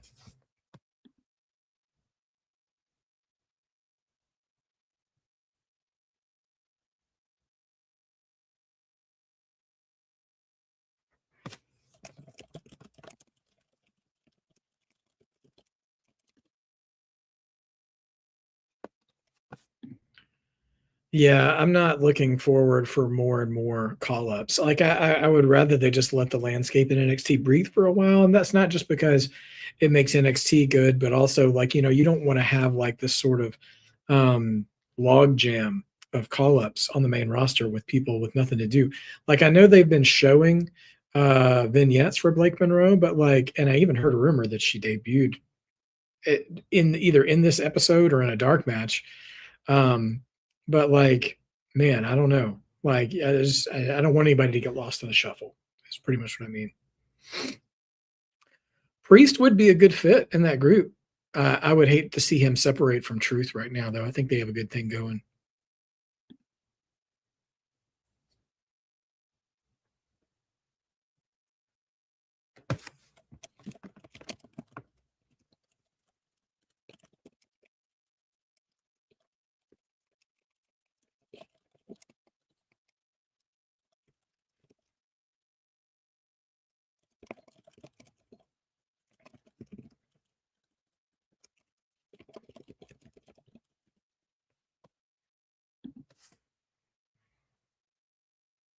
2 different groups. What other group? I mean, I know she's, well, yeah, I mean, she is like friends with Nikita.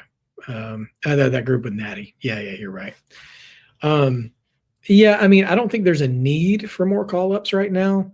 I think they have a good handle on people on the main roster and NXT.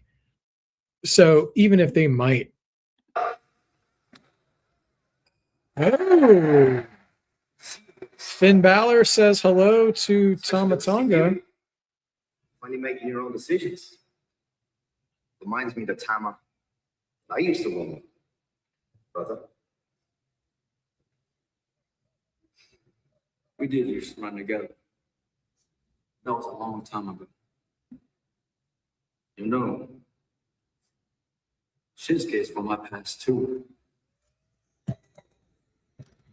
We all saw how that went.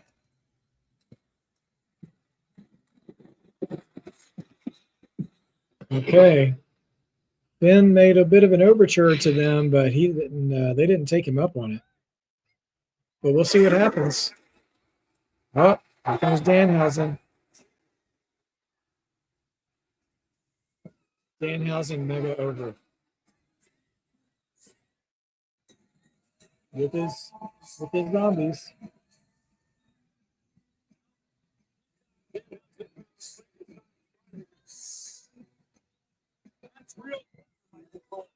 Kid Belton in the mix. The most must-see superstar in WWE history. Finn doesn't know what he is, who he is, what his beautiful wife's name is. This is the tragedy.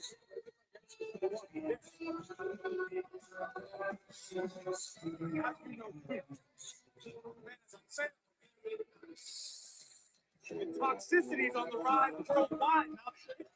Oh gosh, you know what? Credit to Miz, like Miz and Kit. They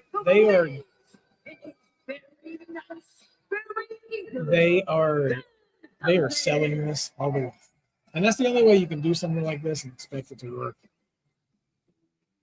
So that's all you can do. This is hysterical. Oh no, this is dangerous, Michael Cole. Miz and Kim Wilson have become hazardous to themselves.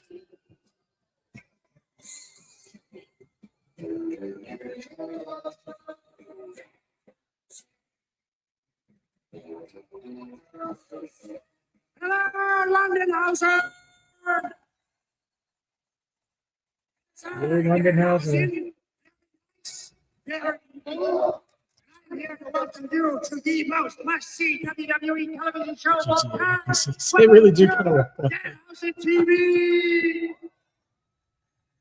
And we formerly knew each other in Japan faction. I think that's exactly what they should call themselves. Hello, the mates. The hair, remember Japan? Danhausen replacing you on your own TV show. Awesome! Elton Prince. Yeah. Let's give it up for the hometown boy. I don't know. Kit Wilson. Big pop for Kit Wilson. I don't know where he is on his road to recovery from And my injury. friend, how do you feel about Los Garces destroying Danhausen's experiments? Toxic, toxic, toxic. Absolutely. Three. Oh, interruption. That's the Garzas. The way out.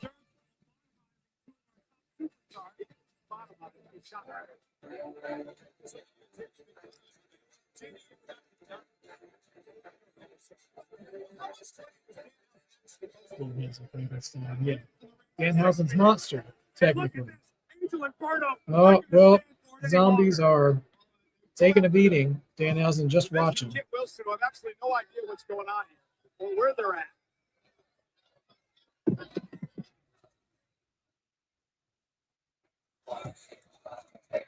Danhausen better do that disappearing.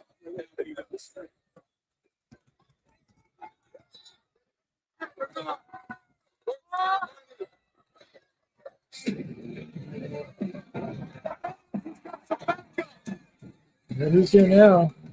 Here comes Cardona. He's never been right.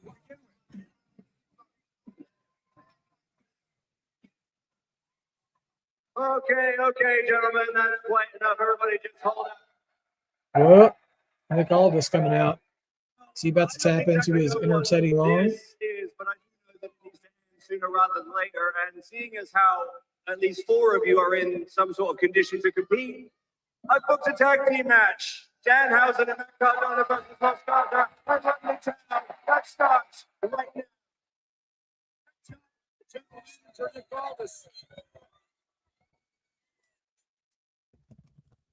Oh, commercial coming up. Okay, tag team match player on when we come back from the break.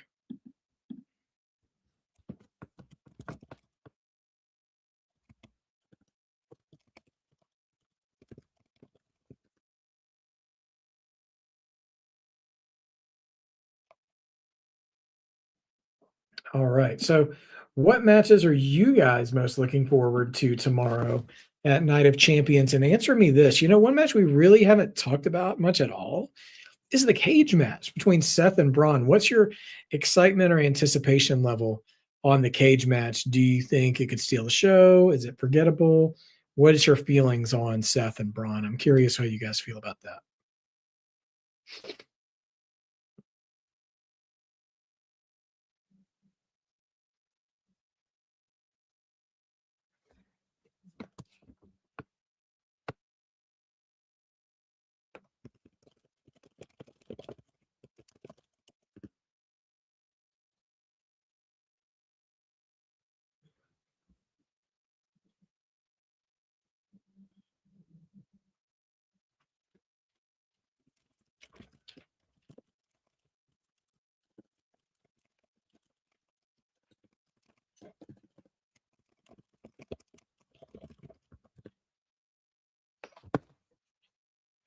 You think Bronson Reed? Yeah, maybe so. We will see. So if you're looking forward to the triple threat, yeah, I mean, that sounds like it might be closing the show. So we'll see what comes of it.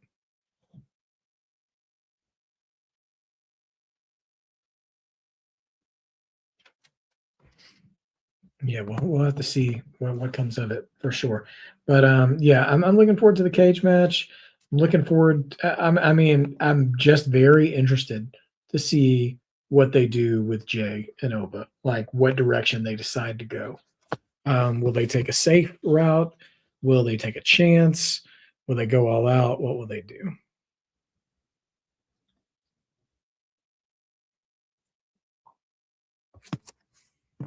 If Reed shows, that would be a lot of fun too, because that dude has been working out hardcore.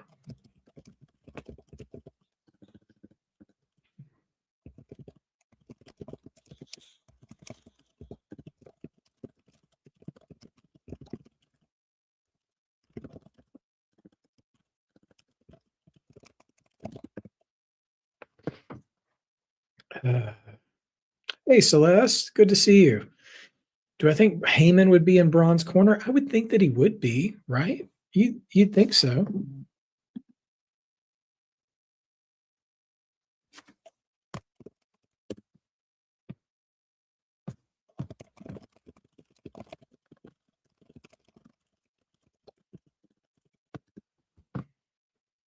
Oh, man.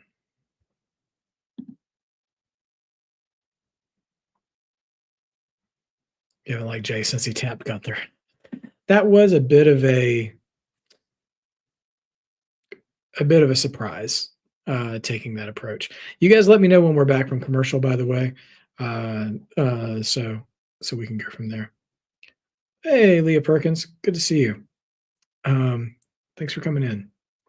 You saw Supergirl. Okay, good to know. Thank you. An impromptu matchup, Matt Cardona and Danhausen against Los Garza, trying to get money out of Danhausen. Meanwhile, The Miz and Kit Wilson, who were electrocuted by Danhausen, are out here in a catatonic state. Miz is wandering around like a member of the Walking Dead. I think I figured it out. Why don't you go get Miz a flower? Hopefully he throws you in the plate. How about you do an interview? That would be it.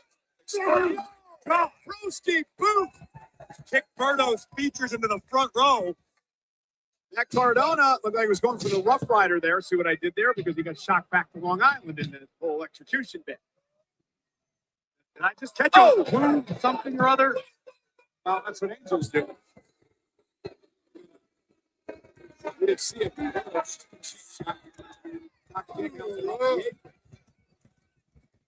Quality entertainment, ladies and gentlemen. It's Garza against Cardona and Those Broski chants.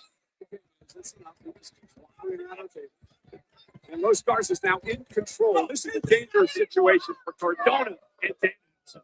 Cardona stuck his nose in Danhausen's business, as curious as that may be. Now Cardona's paying the price for trying to be a hero.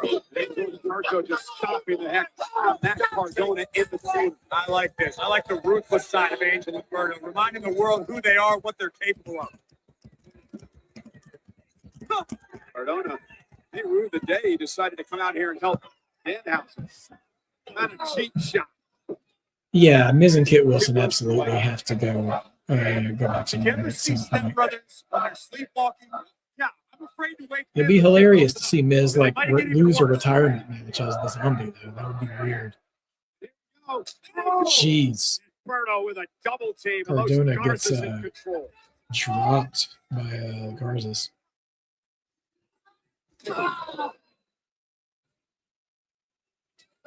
Oh yeah, the tan off. Goodness gracious. Well, I hope they don't try to broach the whole zombie thing with it. Swaby, I'm watching on Netflix. I've just been pausing every time everyone else is on a commercial break. I don't want the Garzas going zombie because I don't want that to bleed into the AAA stuff. So that's what I'm saying. Frankenstein references for an hour. Pull up to the party. Inverted a top drop, followed up by the clothesline. And Danhausen now showing off to the ring. Very good. Get with the program. Don't tell me how to live my life. Danhausen, something a little low on the fuel tank.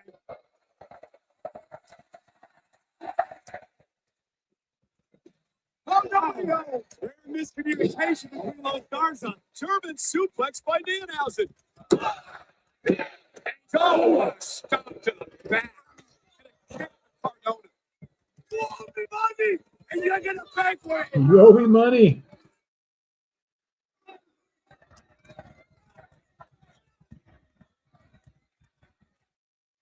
Angel and Berto have their own methods of extracting new payments from people who wronged them. And, oh no! Oh my God! I don't know if the whole sheet thing, if that will. All right, Swaby, I'm going to stay glued to it now. Hopefully, we find out soon. Danhausen from behind. Oh, and a kick out almost had Berto. Danhausen knocked down with that kick.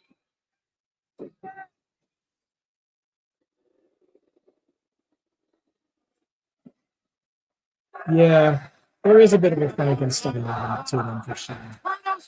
Oh no! Cursed. Berto was cursed by Danhausen. You're gonna pay for this, Danhausen. Scorpion Death Drop. And Danhausen wins.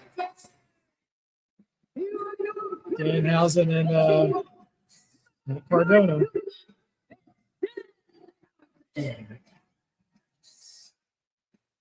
Let's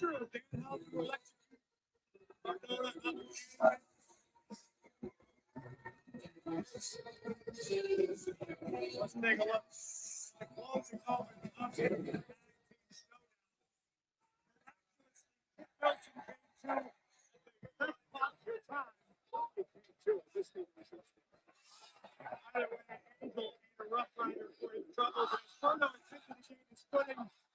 The curse. Inverted DDTs. And a very nice, very evil victory for Danhausen and Matt Cardona. Speaking of person, like,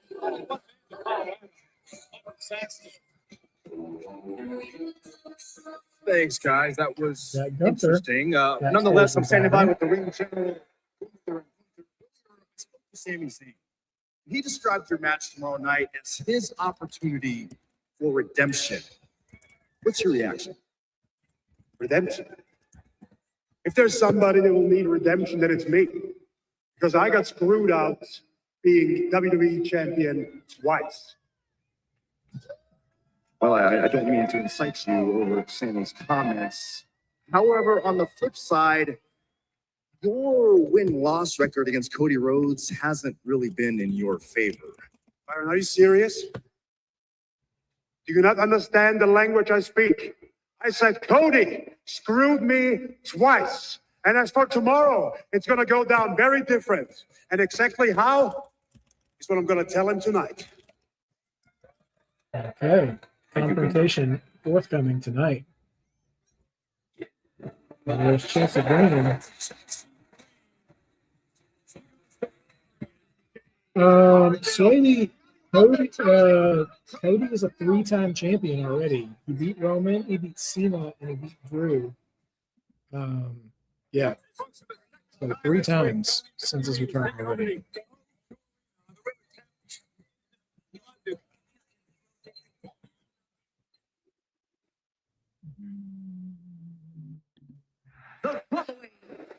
All right. I'm guessing we're going to get another commercial for Queen of the Ring when we come back. I see that promo fired up and ready to go. So just let me know when we come back, and we should be good. Meanwhile, if you have any more questions about this weekend, let's keep the conversation going here.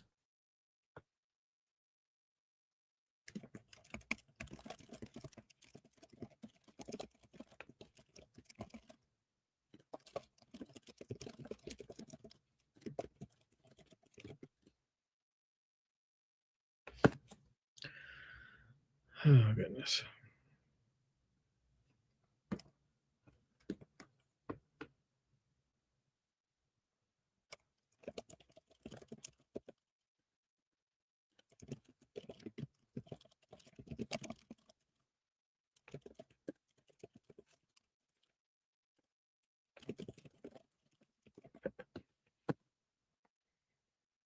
I have not seen Supergirl yet, Celeste.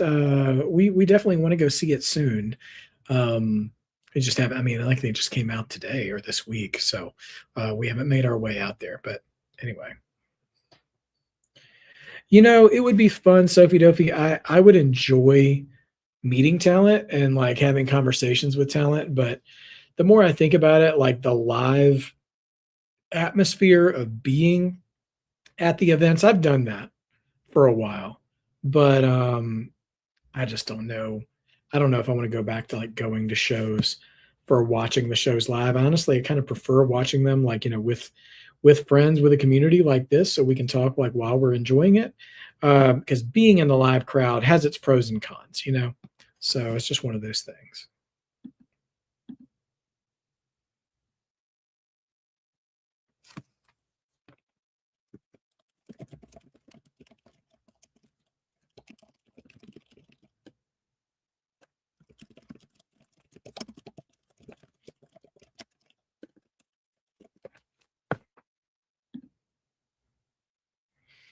Don't think we would do Love Rhea again. Yeah, like I mean, I feel like EO needs to be the play there for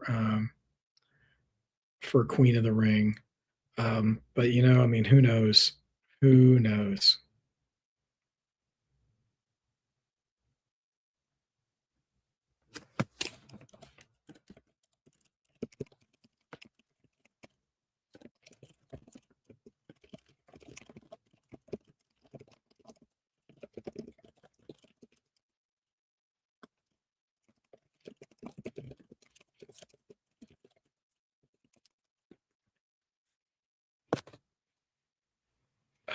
Yeah, I mean, maybe an NXT show would be fun because it would be a little bit of a smaller, format. It's just those like really big ones. It's easy to kind of get lost in all that, and it can be kind of overwhelming. And like I said, I mean, yeah, I've done it. I've been to a few shows in the past. It's been many years, but like I've done a WrestleMania, I've done a Royal Rumble, I've done a Backlash before, a Nitro, not Nitro, a Raw, SmackDown, all that kind of stuff. So I mean, those were fun for the time. But I honestly kind of enjoyed this. You win this, you got a title shot, SummerSlam. Introducing first, the genius of the sky, the best professional wrestler.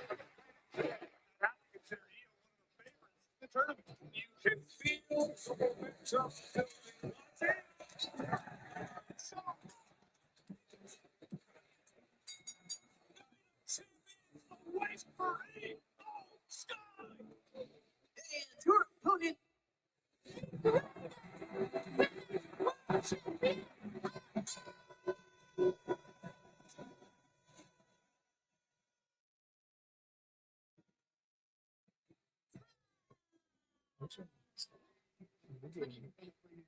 Somebody needs a little Champion. attention. World champion. All I'm missing is Yeah, well, I would. I enjoy Cody, the idea of Cody as champion, right? But I think his Kevin Owens feud was by far the best feud he had. I mean, outside of Roman, when he got the title. But because that was just, I don't know, it was the most challenged he seemed, and also the Ring Beagle thing was nice. But yeah, otherwise, you're right. There doesn't seem like he's in danger at all. All right, Liv and Io.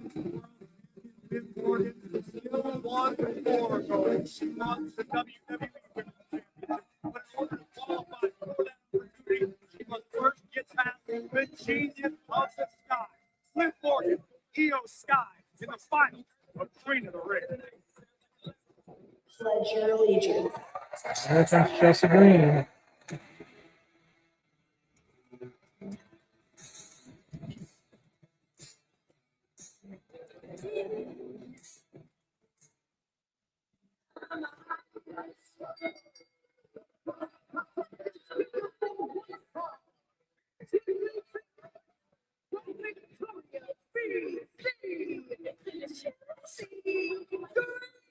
Hey, Alicia Taylor hit us with a little bit of the Samantha Urban.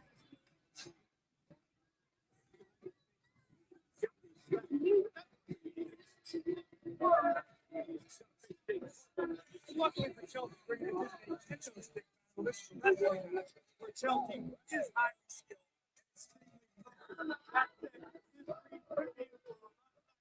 Interesting. And, you know, not watching enough of TNA, can their women's division support the mid-card title? Because they have tag titles and a world title, right? So is their roster deep enough for a women's mid-card title?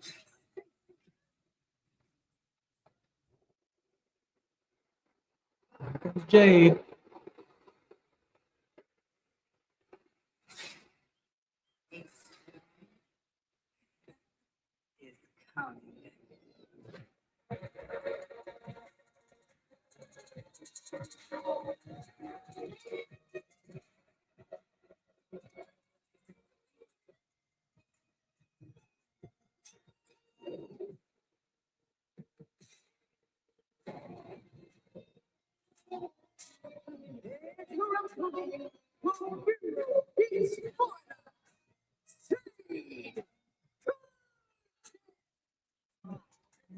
Just moves away. Night of Champions, where Jade Cargill takes to Danhausen, Stratton to win the United States Championship. I went to that something I said earlier on.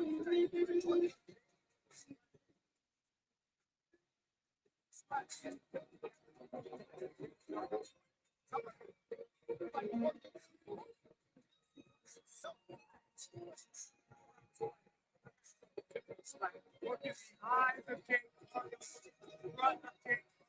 The storm is ready for battle tonight, and I think it's going to achieve a level of catharsis.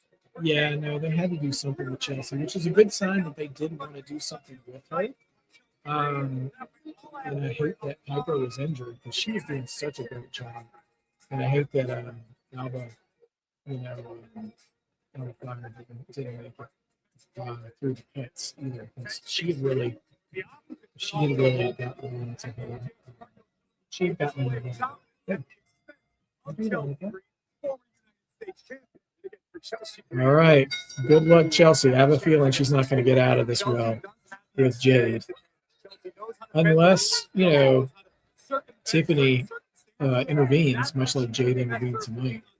She's not going to win the power game against Jade Cargill. We talked about this earlier, the change of Jade Cargill over the past year. This is a different Jade Cargill than even the person who won the WWE Championship. Jade Cargill is a far more complete superstar than she was last year. Only time will tell, but it seems like she's heating up at the right time. The right time to knock off Tiffany Stratton and claim the United States Championship for her own. Well, it's also her time of the year, Corey. Remember, she's the lady playing the ring. And there's the power of Jade Cargill. No sweat. All the way slam to Chelsea Green into a tip up. Jade Cargill is showing off tonight. Okay.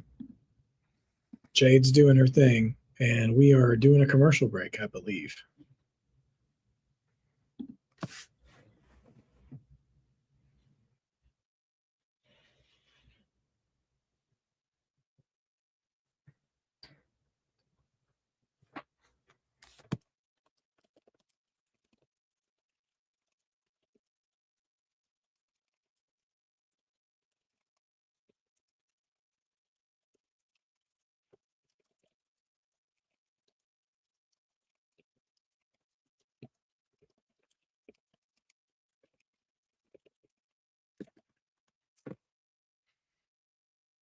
I think Triple H does it in his like it's about taking him up. Where's the episodes? Yeah, I was thinking like with Lola, having the match on Sunday night. I can't imagine that whatever she's doing with Triple A this weekend isn't something that's probably already taped,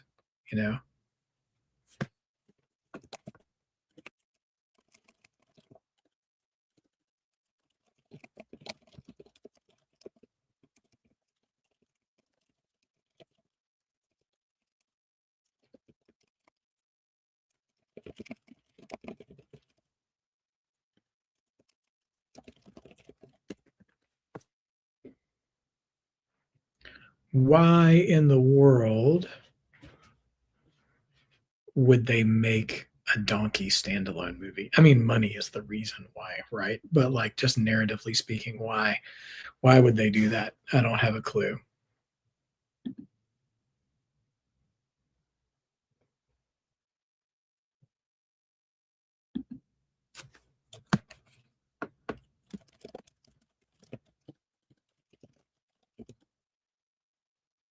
X-Men 97, I loved that first season. I hope the second one, carries the pace along.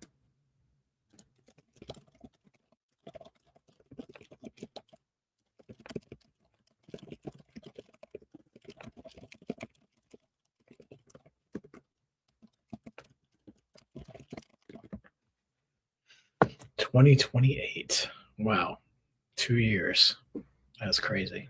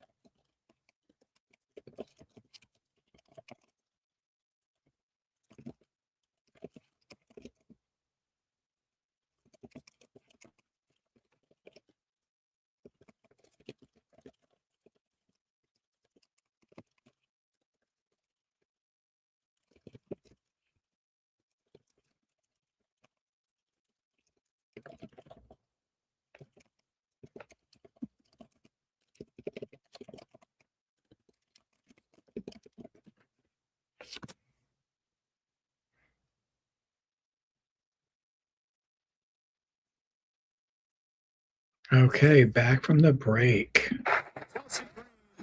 Let's see what Chelsea and Jade have going on here. Cargill with a date with Tiffany Stratton, the United States Champion. Oh, what a choke slam by Cargill. Cover and a kick out. Cargill just counting away. Good. Chelsea Green, straight right hands to the head of Chelsea Green. It's just a oozing confidence, this woman. It is. And while we're talking about the confidence being felt by Jade Cargill, notice she's out here all on her own. No Michin, no B-Fab. Roll up by Chelsea Green for an upset. The kick out by Cargill. Listen, that's what Chelsea's got to do. Try to surprise Jade. Try to catch her off guard. Utilize the experience advantage. And stay away.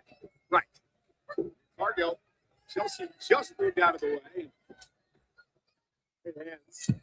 Chelsea Green. And snap there. Yeah, they didn't seem to have a lot of steam behind them.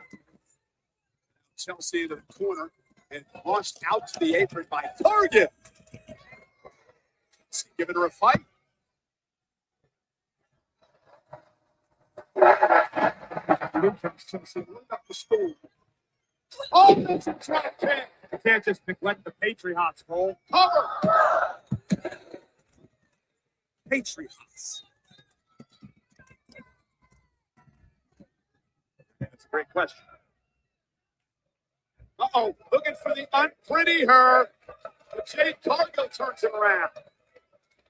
With the punt kick, Chelsea puts out harm's way. Kick to the face of Cargill by Green. Cargill staggered. Bang! Uh-oh. That one connected right to the heart of Chelsea Green.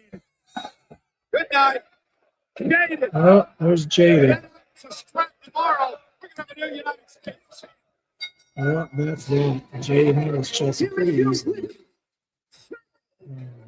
I've seen a couple of the Spider-Man trailers. I mean, I'm all in for the Spider-Man movie. I kind of don't want to see it in the trailers because I spoil it. This is just a message for Stratton. Anyone who dare challenge the storm and her fatties. And there's the Tiffany one. Chelsea makes a Bliss alongside the United States.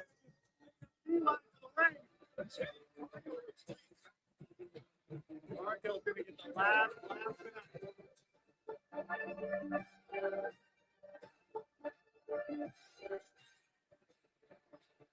there we go. B-Fab and Michin back in the mix. We got a fight underway. Oh, okay.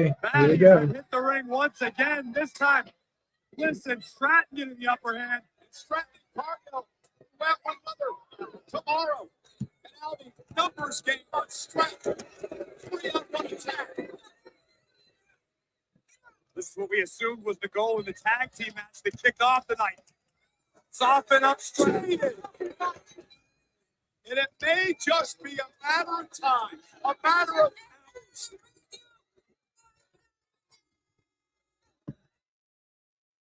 Jade Cargill gold around her waist.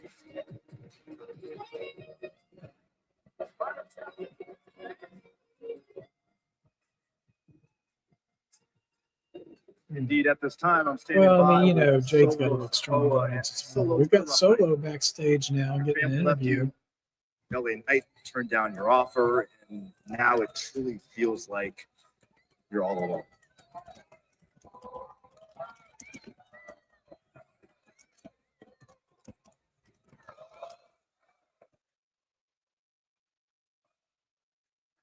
There's Keys. Okay, it's coming through. So, you gonna help me like how I help you? Good luck. Good luck. Okay. So, LA Knight, Solo Sikoa, there's Keys. What are we going to get here?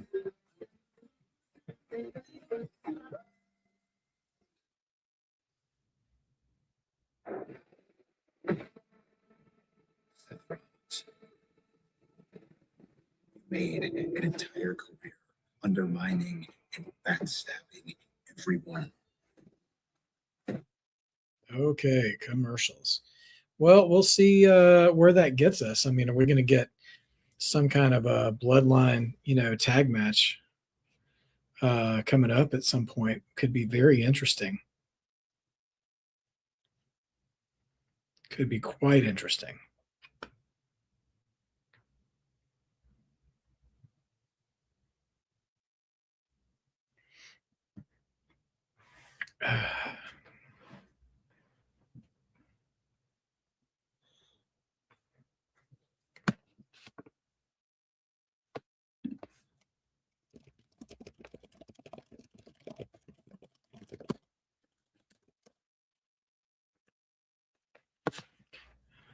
Yeah, that would be great. War Games, doesn't it feel a little early to get to War Games? I mean, that's, if they're doing it in November, I mean, that's 5 months away.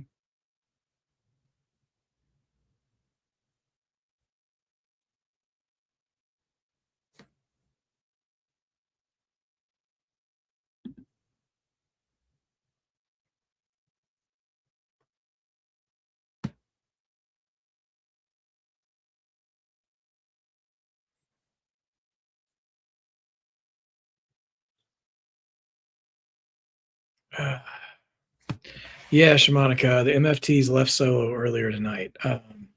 And so he's a man without a family at this point. It depends. It depends on what we're getting. Yeah. I mean, it feels like ever since the bloodline kind of came back, especially with Jacob, that you're looking at a War Games thing. Although there is a possibility that Roman adds to the bloodline and then Roman himself isn't in War Games at all. And it's just other guys.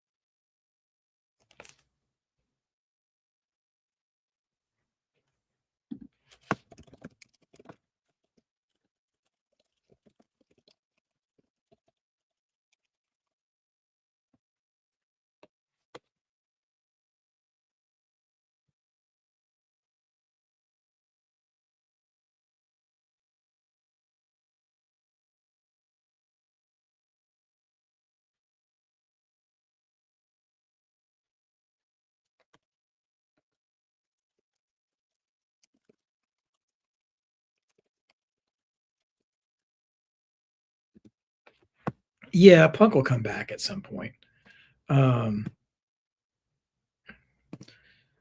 Yeah, the Bloodline Elders is a good question because is it actually, could it be Haku they're talking about, or could it be Roman himself and they're just being coy? We don't really know how that's going to go. So we'll see. We'll see what happens for sure.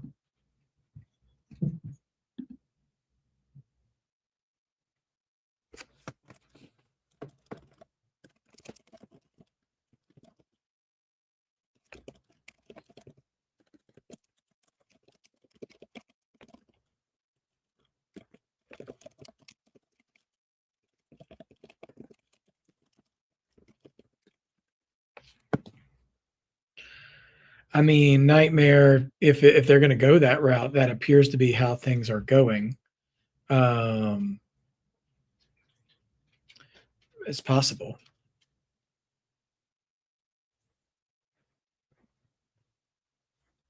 Thank you, Dossie. This story. You are a sheep in wolf's clothing. I destroyed your vision because you use deception to prey on other people around you for the glory of one man.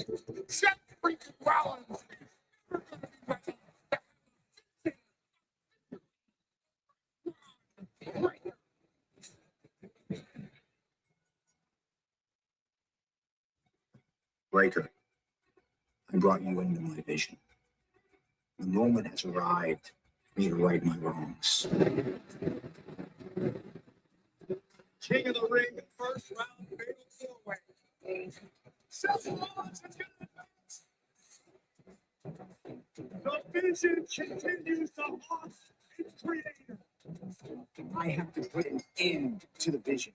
This is what the attacks the vision defending against the Street Profits. Rollins is here. Seth Rollins, Bruce Breaker. United Champions, Braun Breaker, Seth Rollins. steel cage. Sometimes the easiest way out of the situation is to run through it. League of Champions to be locked inside the steel cage with the most vicious and unbreakable superstar in all of WWE. No human, no vision, no hiding from who we are meant to be. In the end, God always makes out.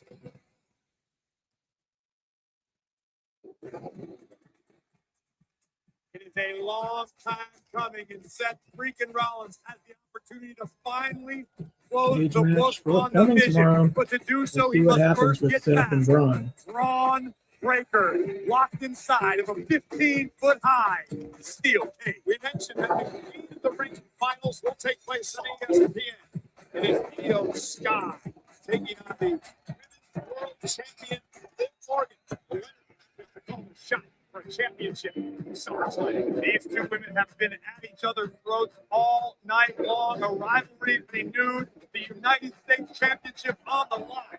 Tiffany Stratton defends against Jade. Cargill. First hour.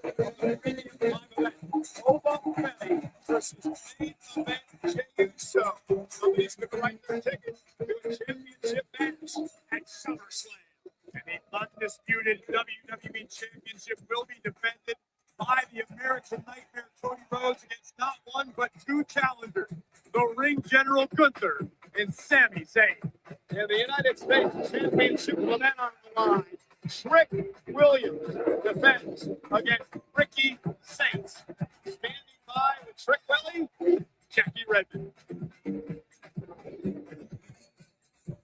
Yeah, thanks so much, guys. Earlier tonight, Ricky Saints delivered what most people would Trick describe Williams. as a cheap shot to you. Look, Ricky stinks. Let me explain something. Ricky To be quite stinks. frank and be quite honest, right? To be honest, we were looking at you. We were looking right past you. But guess what? Congratulations. Now you got our full undivided attention. And tomorrow night at Champions, baby boy, you just earned yourself a tricky situation, right? Because only a sucker will sucker punch a man afraid to approach from the front. So you have to hit the man from Take it from me. Because I'm sick and tired of pretending like me and Ricky on the same level. Look here, Ricky. You're cheating, conniving, doing everything you can just to get in the ring with Trick Williams. News flash. Now you're in the ring with Trick Williams. And I'm bigger than you. I hit harder than you. I'm smarter than you. I work harder than you. I'm smoother than you. I'm prettier than you, Ricky. There's nothing you can do with Trick Williams. And that night of champions is going to be the night of Trick Williams. Let's talk about it.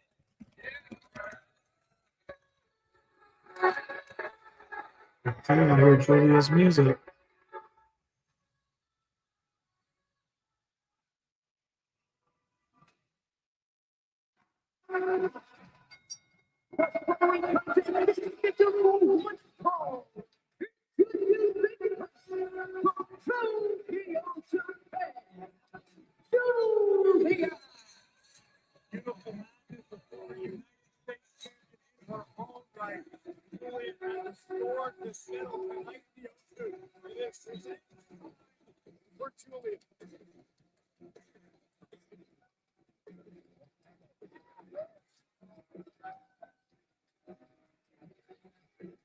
I can hear crowd noise like immediately near her. It's hard to gauge. But it's Giulia versus Kiana James coming up tonight. Former friends explode. Not exactly the mega powers. But we'll see what we get.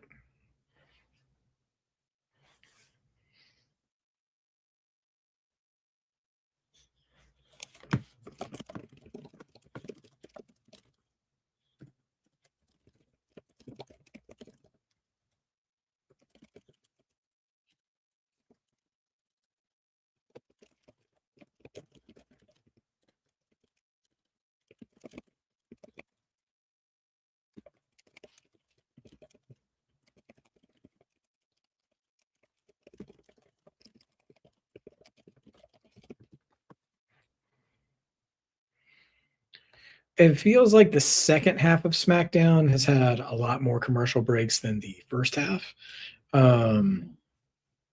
At least that's how it's felt to me. Or maybe just the second half of the show hasn't maintained the same level of excitement as the first half. I don't know.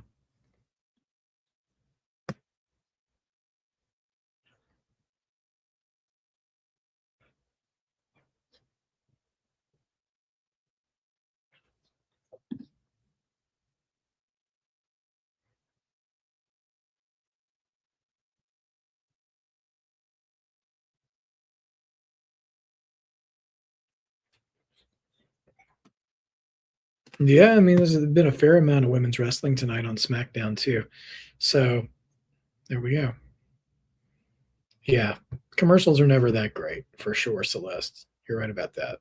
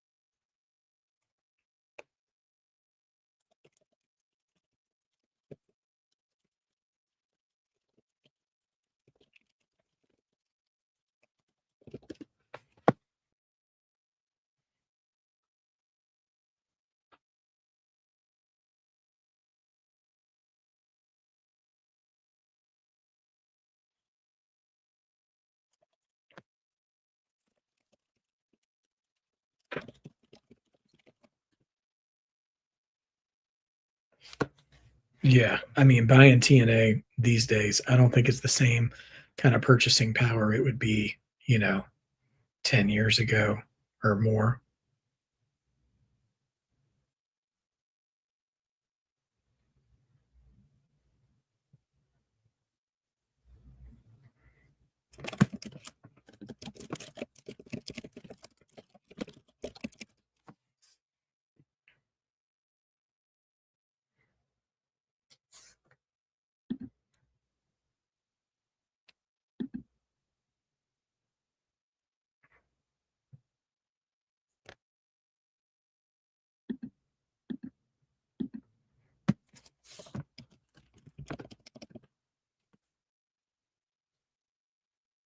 An NXT version of SmackDown. All right. We got to be close to coming off the commercial break, I would think. Oh, yep, there we go.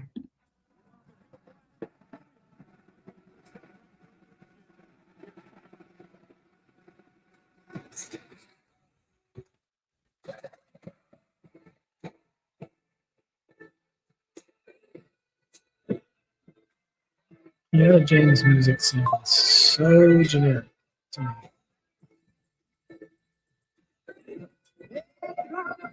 So generic. So generic.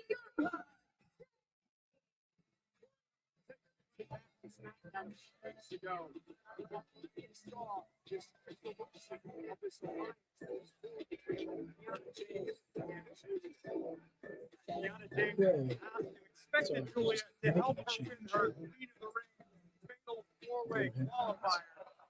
But let's just say it's back. I don't know if TNA would have died, but I think that partnership definitely got them on the up and up. It got them a better TV deal, got them more eyes on their product for sure. So there's that at least. So it definitely did them some favors.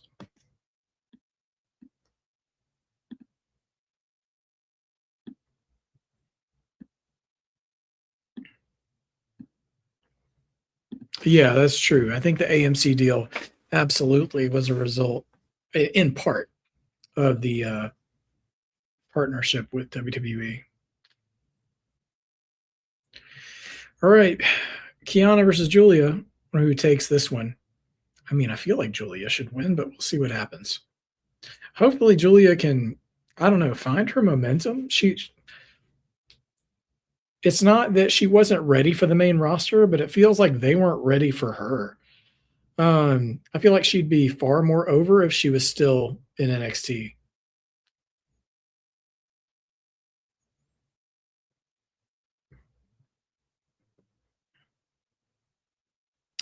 Lockwood, I don't know. I think maybe next Tuesday.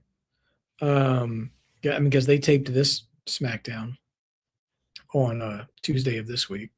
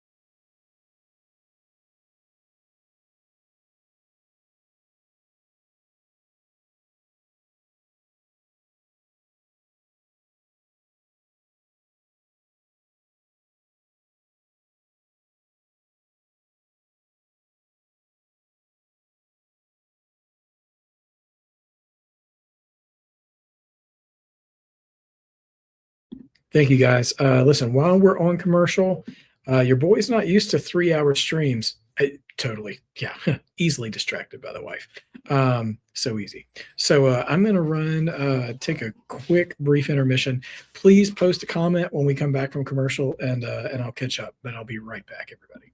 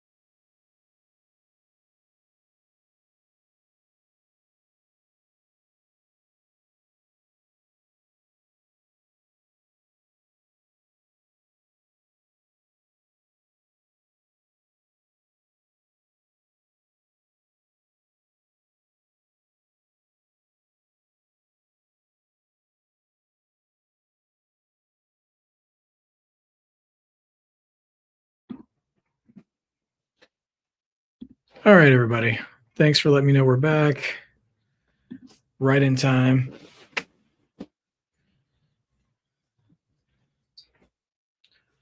Commercial that got turned into picture, but that's strange.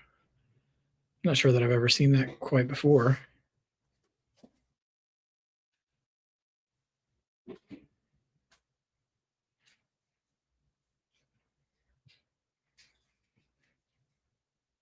Now I might have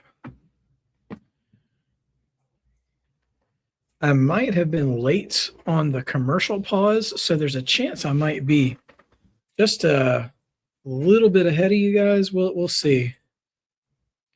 Giulia only gets a 2 count.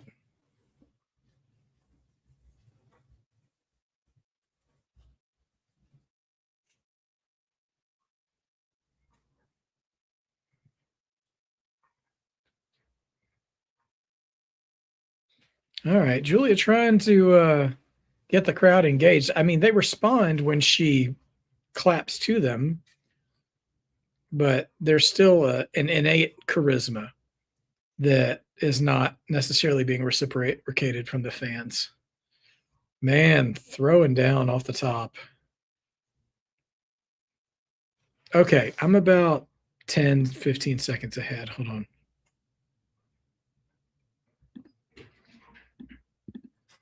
Now, oh, Kiana, only 2.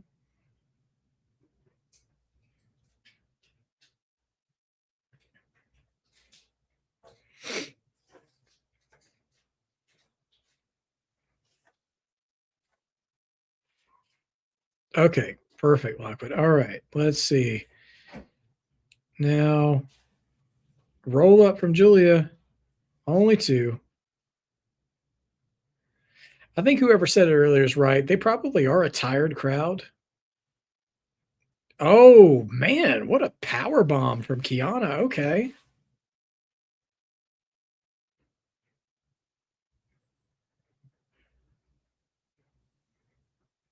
Yeah, these pre-taped watch-alongs can be a bit of a challenge sometimes because you want to be as current with everybody at the same time, so so we can experience things together, which is the fun part of this. Uh-oh, what's Kiana doing? She's got Giulia on her shoulders and climbing up. Second rope. 3 hours is rough. Uh-oh, sunset flip power bomb. Oh, wow. Man, Kiana really took that. Giulia pulling herself up.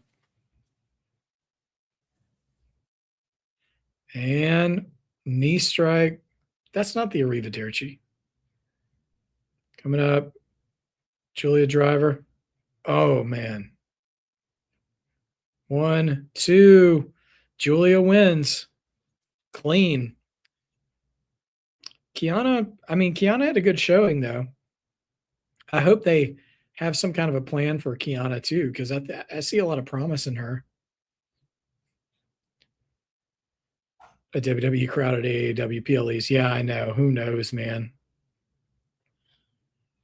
Gosh. That power bomb was nasty.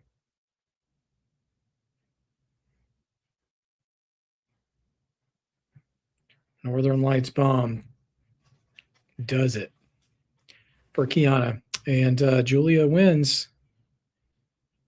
So Giulia, well, look who's here. We were talking about her earlier. Glamour's here. And Blake Monroe just dropped Giulia.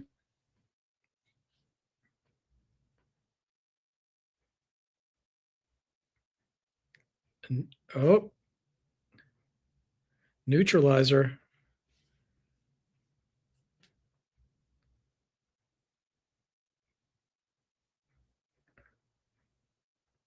All right. And kind of an ovation. That's a hard thing, right? Because Blake's obviously debuting as a heel, but they're in London. So it's like the crowd wants to cheer, but they're also like, you're a heel, so we shouldn't cheer. Not so sure about that call. But I'm interested in the match quality of her versus Giulia. Cody coming up next, the champ, trying to be a man of the people like his dad, fist bumping the security guard. I'm like, dude, you're wearing the Ric Flair suits, not the dusty stuff. But there we go. So assuming we're on commercials again, I feel like Blake really should have if they were going to debut her, she should have just had like a debut match. Like who they put her up against, I don't know. But and again, like I wish, because I've heard they took the mirror out of her entrance or whatever, but like should have just give like they did Penta. Honestly, remember when Penta debuted on the first Netflix Raw and they made his whole production of his entrance? His debut was his first match, right? Yeah, Jordan Grace wouldn't have been a bad option. Shimonica, you're a good call. Good call for that because they had that whole feud.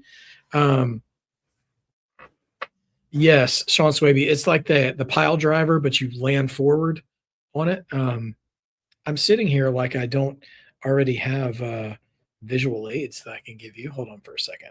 So, yeah, like let's use Jake the Snake and Hacksaw Jim Duggan, shall we? So, yeah, you've got him in the pile driver, but you wrap the leg on the inside and then you just land forward.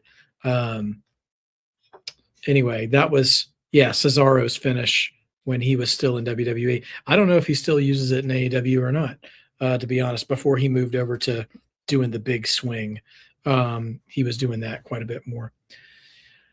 Well, she had that feud with Tatum Paxley too, right there at the end, but it was brief. And then she sort of had a feud with Sol Ruca. Kind of like a Styles Clash.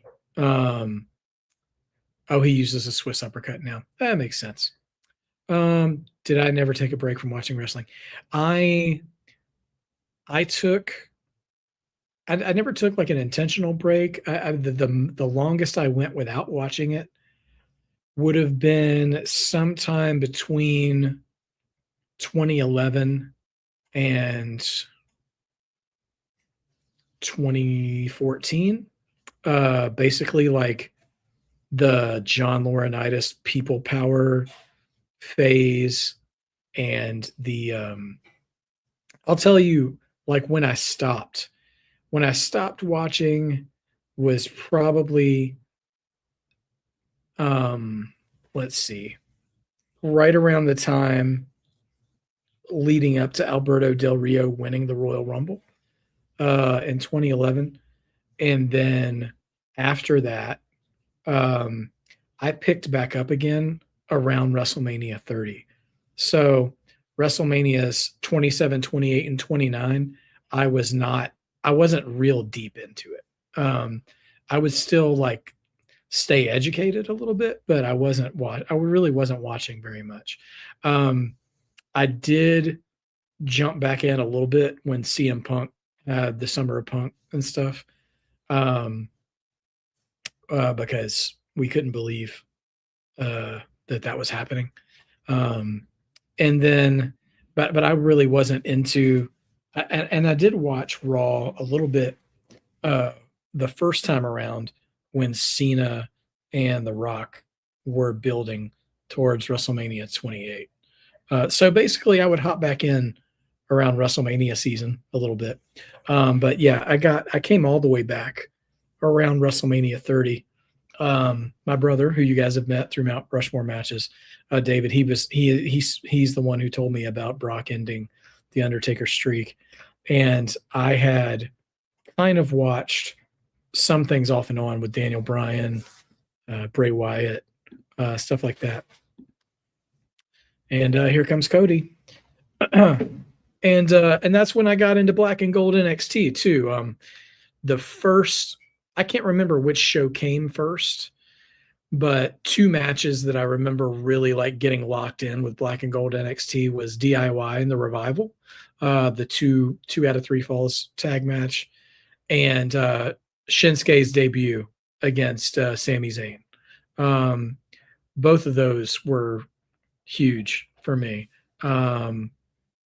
Coming back to sort of full-time watch. Now, I had seen a little bit of this and that here and there as it was happening, but that's when I was like, okay, I want to stay locked in on this. The Cruiserweight Classic was a big thing for me too. Getting to know, just, man, I missed the Cruiserweight Classic. I thought that was a great thing. And the Mae Young Classic wasn't bad either. That's where a lot of us first saw like Bianca Belair and Rhea Ripley before they evolved in what they've become. That's great to know, Lockwood. If I'm ever feeling nostalgic and I have a couple of hours to kill, I might have to go back and watch those. You know, I comment on it a lot for those of you who like will watch main roster stuff with me, but it will always, because I was a kid of the golden era WWF and the TBS era WCW and NWA, like it just never ceases to crack me up that Cody is so trying to capture the spirit of Dusty, his dad. Like that, my heart goes out to that, right? But he always dresses like Flair from that era with the expensive suits. And it's just such a funny hybrid to me because those two guys were so antithetical on TV, you know, to each other as characters, the common man and all that. So, man, Lockwood, stay safe, dude. Man, it's never fun living around rough neighborhoods. We used to live in a kind of a rough place too when we were before I had kids. We ended up in kind of a weird neighborhood in a housing complex that was rougher than we were told it was going to be when we got the place, as always seems to be the case. Thankfully, I have a lot of nosy neighbors though now. So we're always on the cusp of knowing what's going on. So stuff doesn't usually break down. 100% last name, Dusty by heart and Flair by fashion. Oh, country. Okay. Well, if you're hearing shots break off and you're living out in the country, that could just be a Friday night, man. Down in the holler. Okay. So this is probably going to be our go home segment. Here comes Sami making his entrance. And we got 15 minutes left in the program. The last real good guy. Oh gosh, man, that WWE Network, man, $9.99 just over and over and over again. I complained about it a lot back then, but we didn't know how good we had it compared to needing, you know, a menu's worth of streaming services to catch up with stuff. Oh, Michigan. Yeah, okay. Yeah, Michigan's got those places too.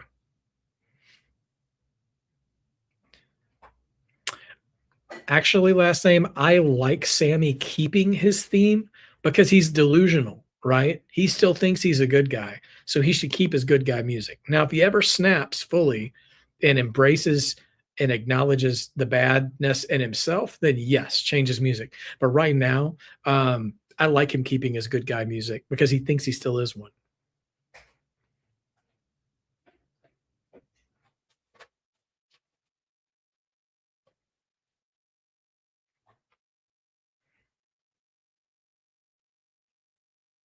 I kind of like delusional good guy Sami now that I'm watching this.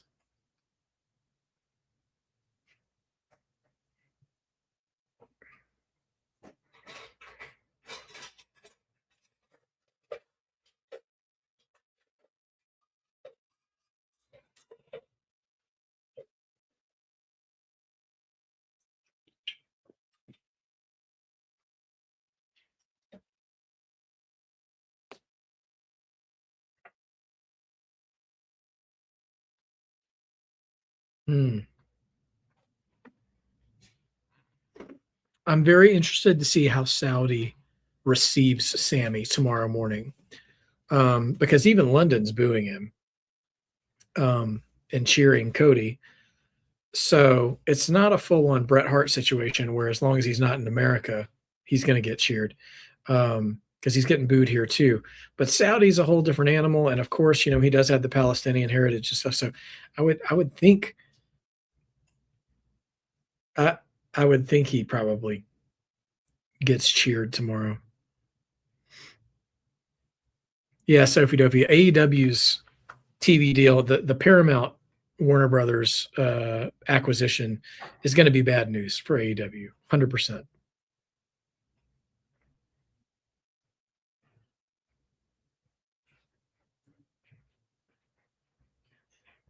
Cody said, everything's coming up Millhouse for Sami.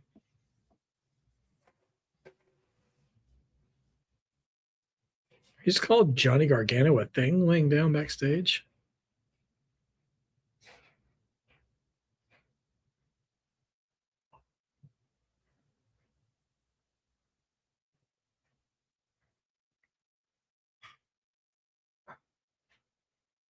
Oh, interesting.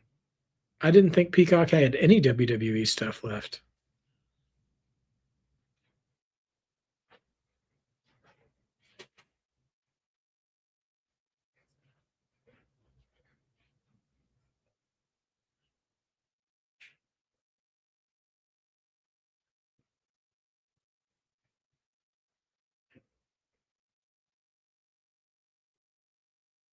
What's the difference between him and Kevin Owens?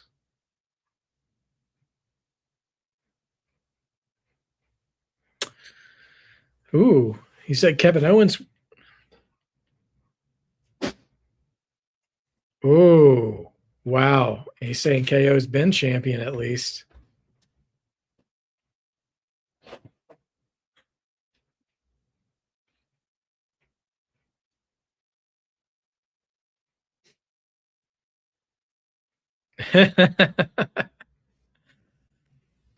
Well, now you got to smack him, Sami.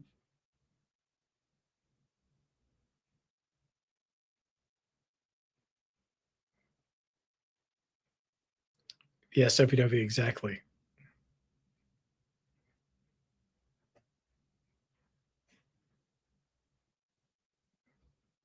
Dude, if we got KO tomorrow, would love it.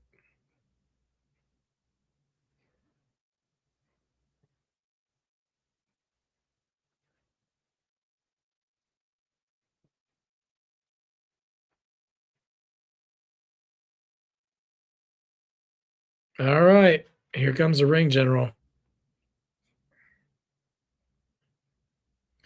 I feel like it's time to drop the career killer thing from Gunther. I don't. The fact that they're still holding on to that moniker, I just don't know.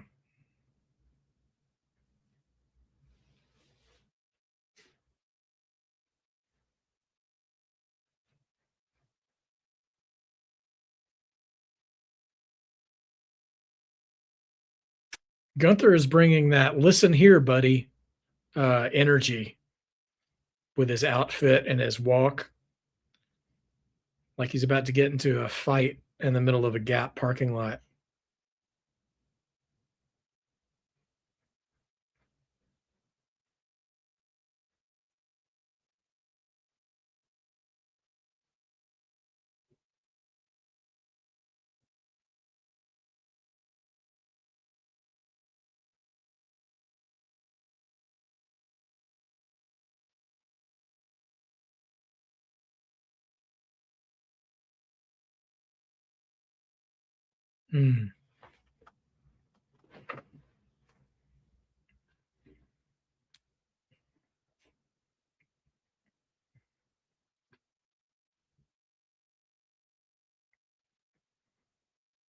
Okay.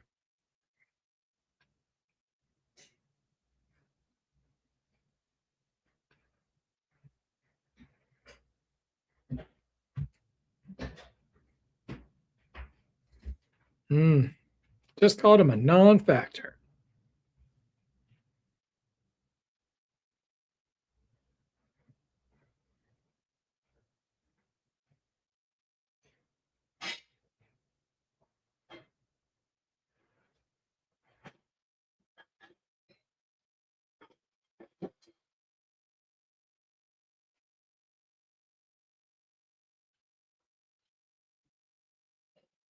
Oh, King of the Ring was the magic words.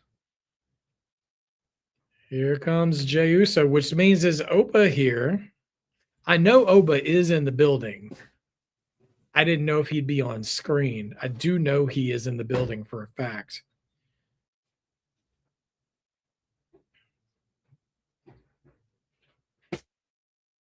He's got a second catchphrase so he can sell more t-shirts, man. That's Cena 101 right there. Cena, Rock, Austin.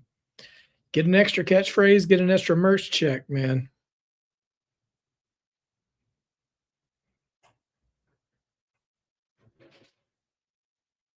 If Jay's coming out here, Oba's got to come out here. Oh, last name. There's going to be some red chesting coming out tomorrow for sure.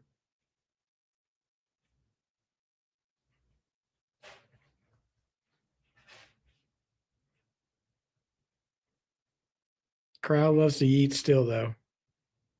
Yeah, so I saw a clip post-Raw that they had set up a dark match for SmackDown with Seth Rollins and Oba Femi versus Austin Theory and Braun Breaker. So, I mean, I figured that was just dark match stuff, but that tells me I know that Oba's there. And if Jay just came out, then I know Oba's got to come out. I mean, they ain't going to punk out Oba like that.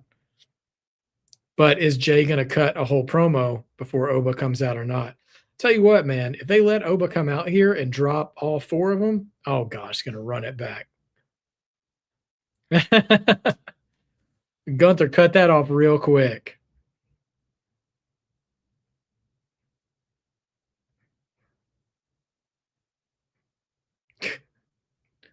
Don't nobody like eating with you anyway.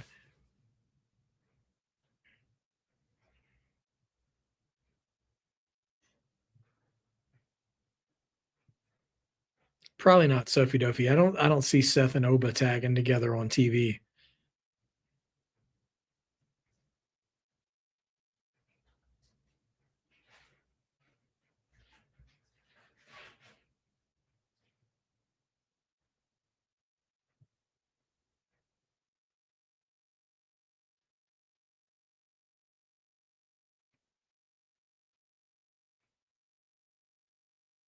Here come the "you tapped out" chants.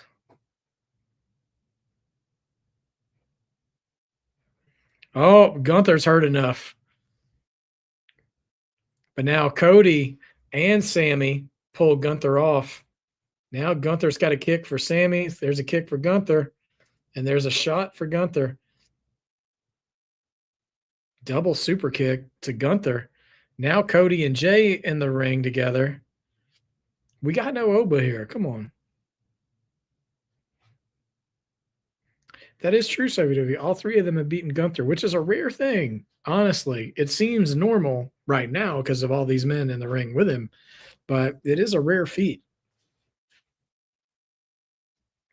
Come on, bring out that ruler. Yeah. Here he comes.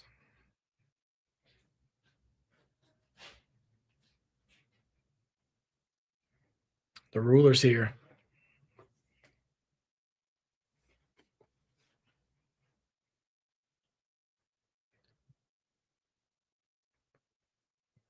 Now, are Sami and Gunther going to be recovered in time, or is he just going to face down with Jay and Cody?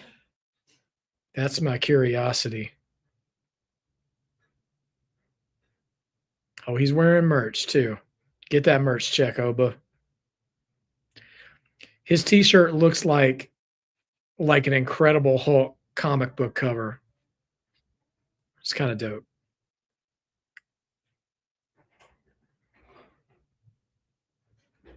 The belt's just laying in the middle of the ring, too. I can't believe Cody's not.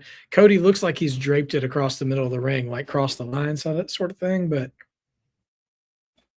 oh, but you got to strut a little bit faster. I think they're running out of time on the broadcast here, buddy.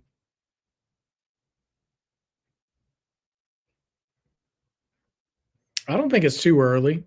If you look at the template of Brock Lesnar's rise to meteoric rise, he took on The Rock at SummerSlam that year after winning King of the Ring. So It's not out of the realm of possibility. I'm not saying they should do it or they will do it. I'm just saying it's not out of the realm of possibility.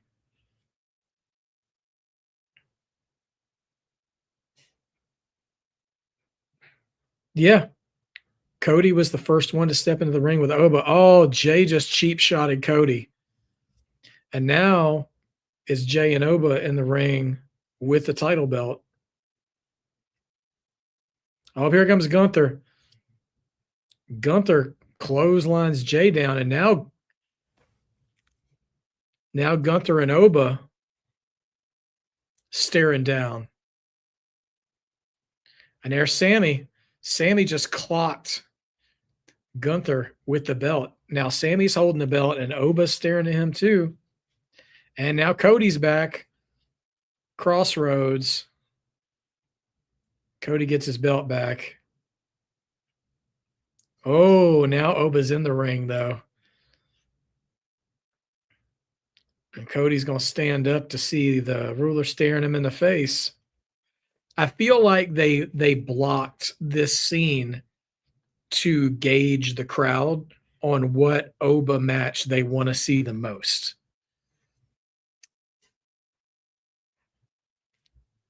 And I think maybe it goes Cody, Gunther, Jay, then Sami. The Sami reaction did not get much of anything between him and Oba. He and Gunther did briefly. But yeah, we'll see what we get here. Okay. If you go back and watch the 1994 Royal Rumble, the one where Bret Hart and Lex Luger went over the top rope at the same time, and they had to call it a tie. Before they did that, they kept raising the hand of each guy because, like, the refs were, like, arguing as to who won. But I totally believe they were gauging the crowd as to who they wanted to see win, because Bret was overwhelmingly had a bigger pop than Luger. I mean, Luger didn't have no pop, but Bret was definitely a bigger one, and that's the direction they ended up going at WrestleMania that year. So anyway, pretty interesting stuff there. Well, that'll do it for SmackDown. Thank you guys for rocking with me and for kind of helping us navigate through that stream tonight while it being a little different. Now, I hope you guys get your rest wherever you are. I believe it's 10 a.m. West Coast, 1 p.m. East Coast, and everywhere in between tomorrow morning for the Night of Champions. So make sure you guys get all that together and do that thing. And yeah, have yourselves a great night. I will be back with you in the morning for that. And don't forget Sunday as well, Great American Bash NXT. We're going to have a great time. So make sure you guys rest up, get your snacks, stay hydrated, and get ready for a great weekend of wrestling. I know some of you guys got AEW and TNA too this weekend as well. But please come join me tomorrow. We will calculate our predictions tomorrow throughout the show, and we should know who the new predictions champion will be by the end of the show tomorrow. And I will see you guys tomorrow morning, afternoon, depending on where you are, and Sunday as well, afternoon/evening, for Great American Bash. Until then, don't forget to be a mark. Being a mark means you believe. Believing makes wrestling better. Love you guys. Have a great night, and I will see you very, very soon.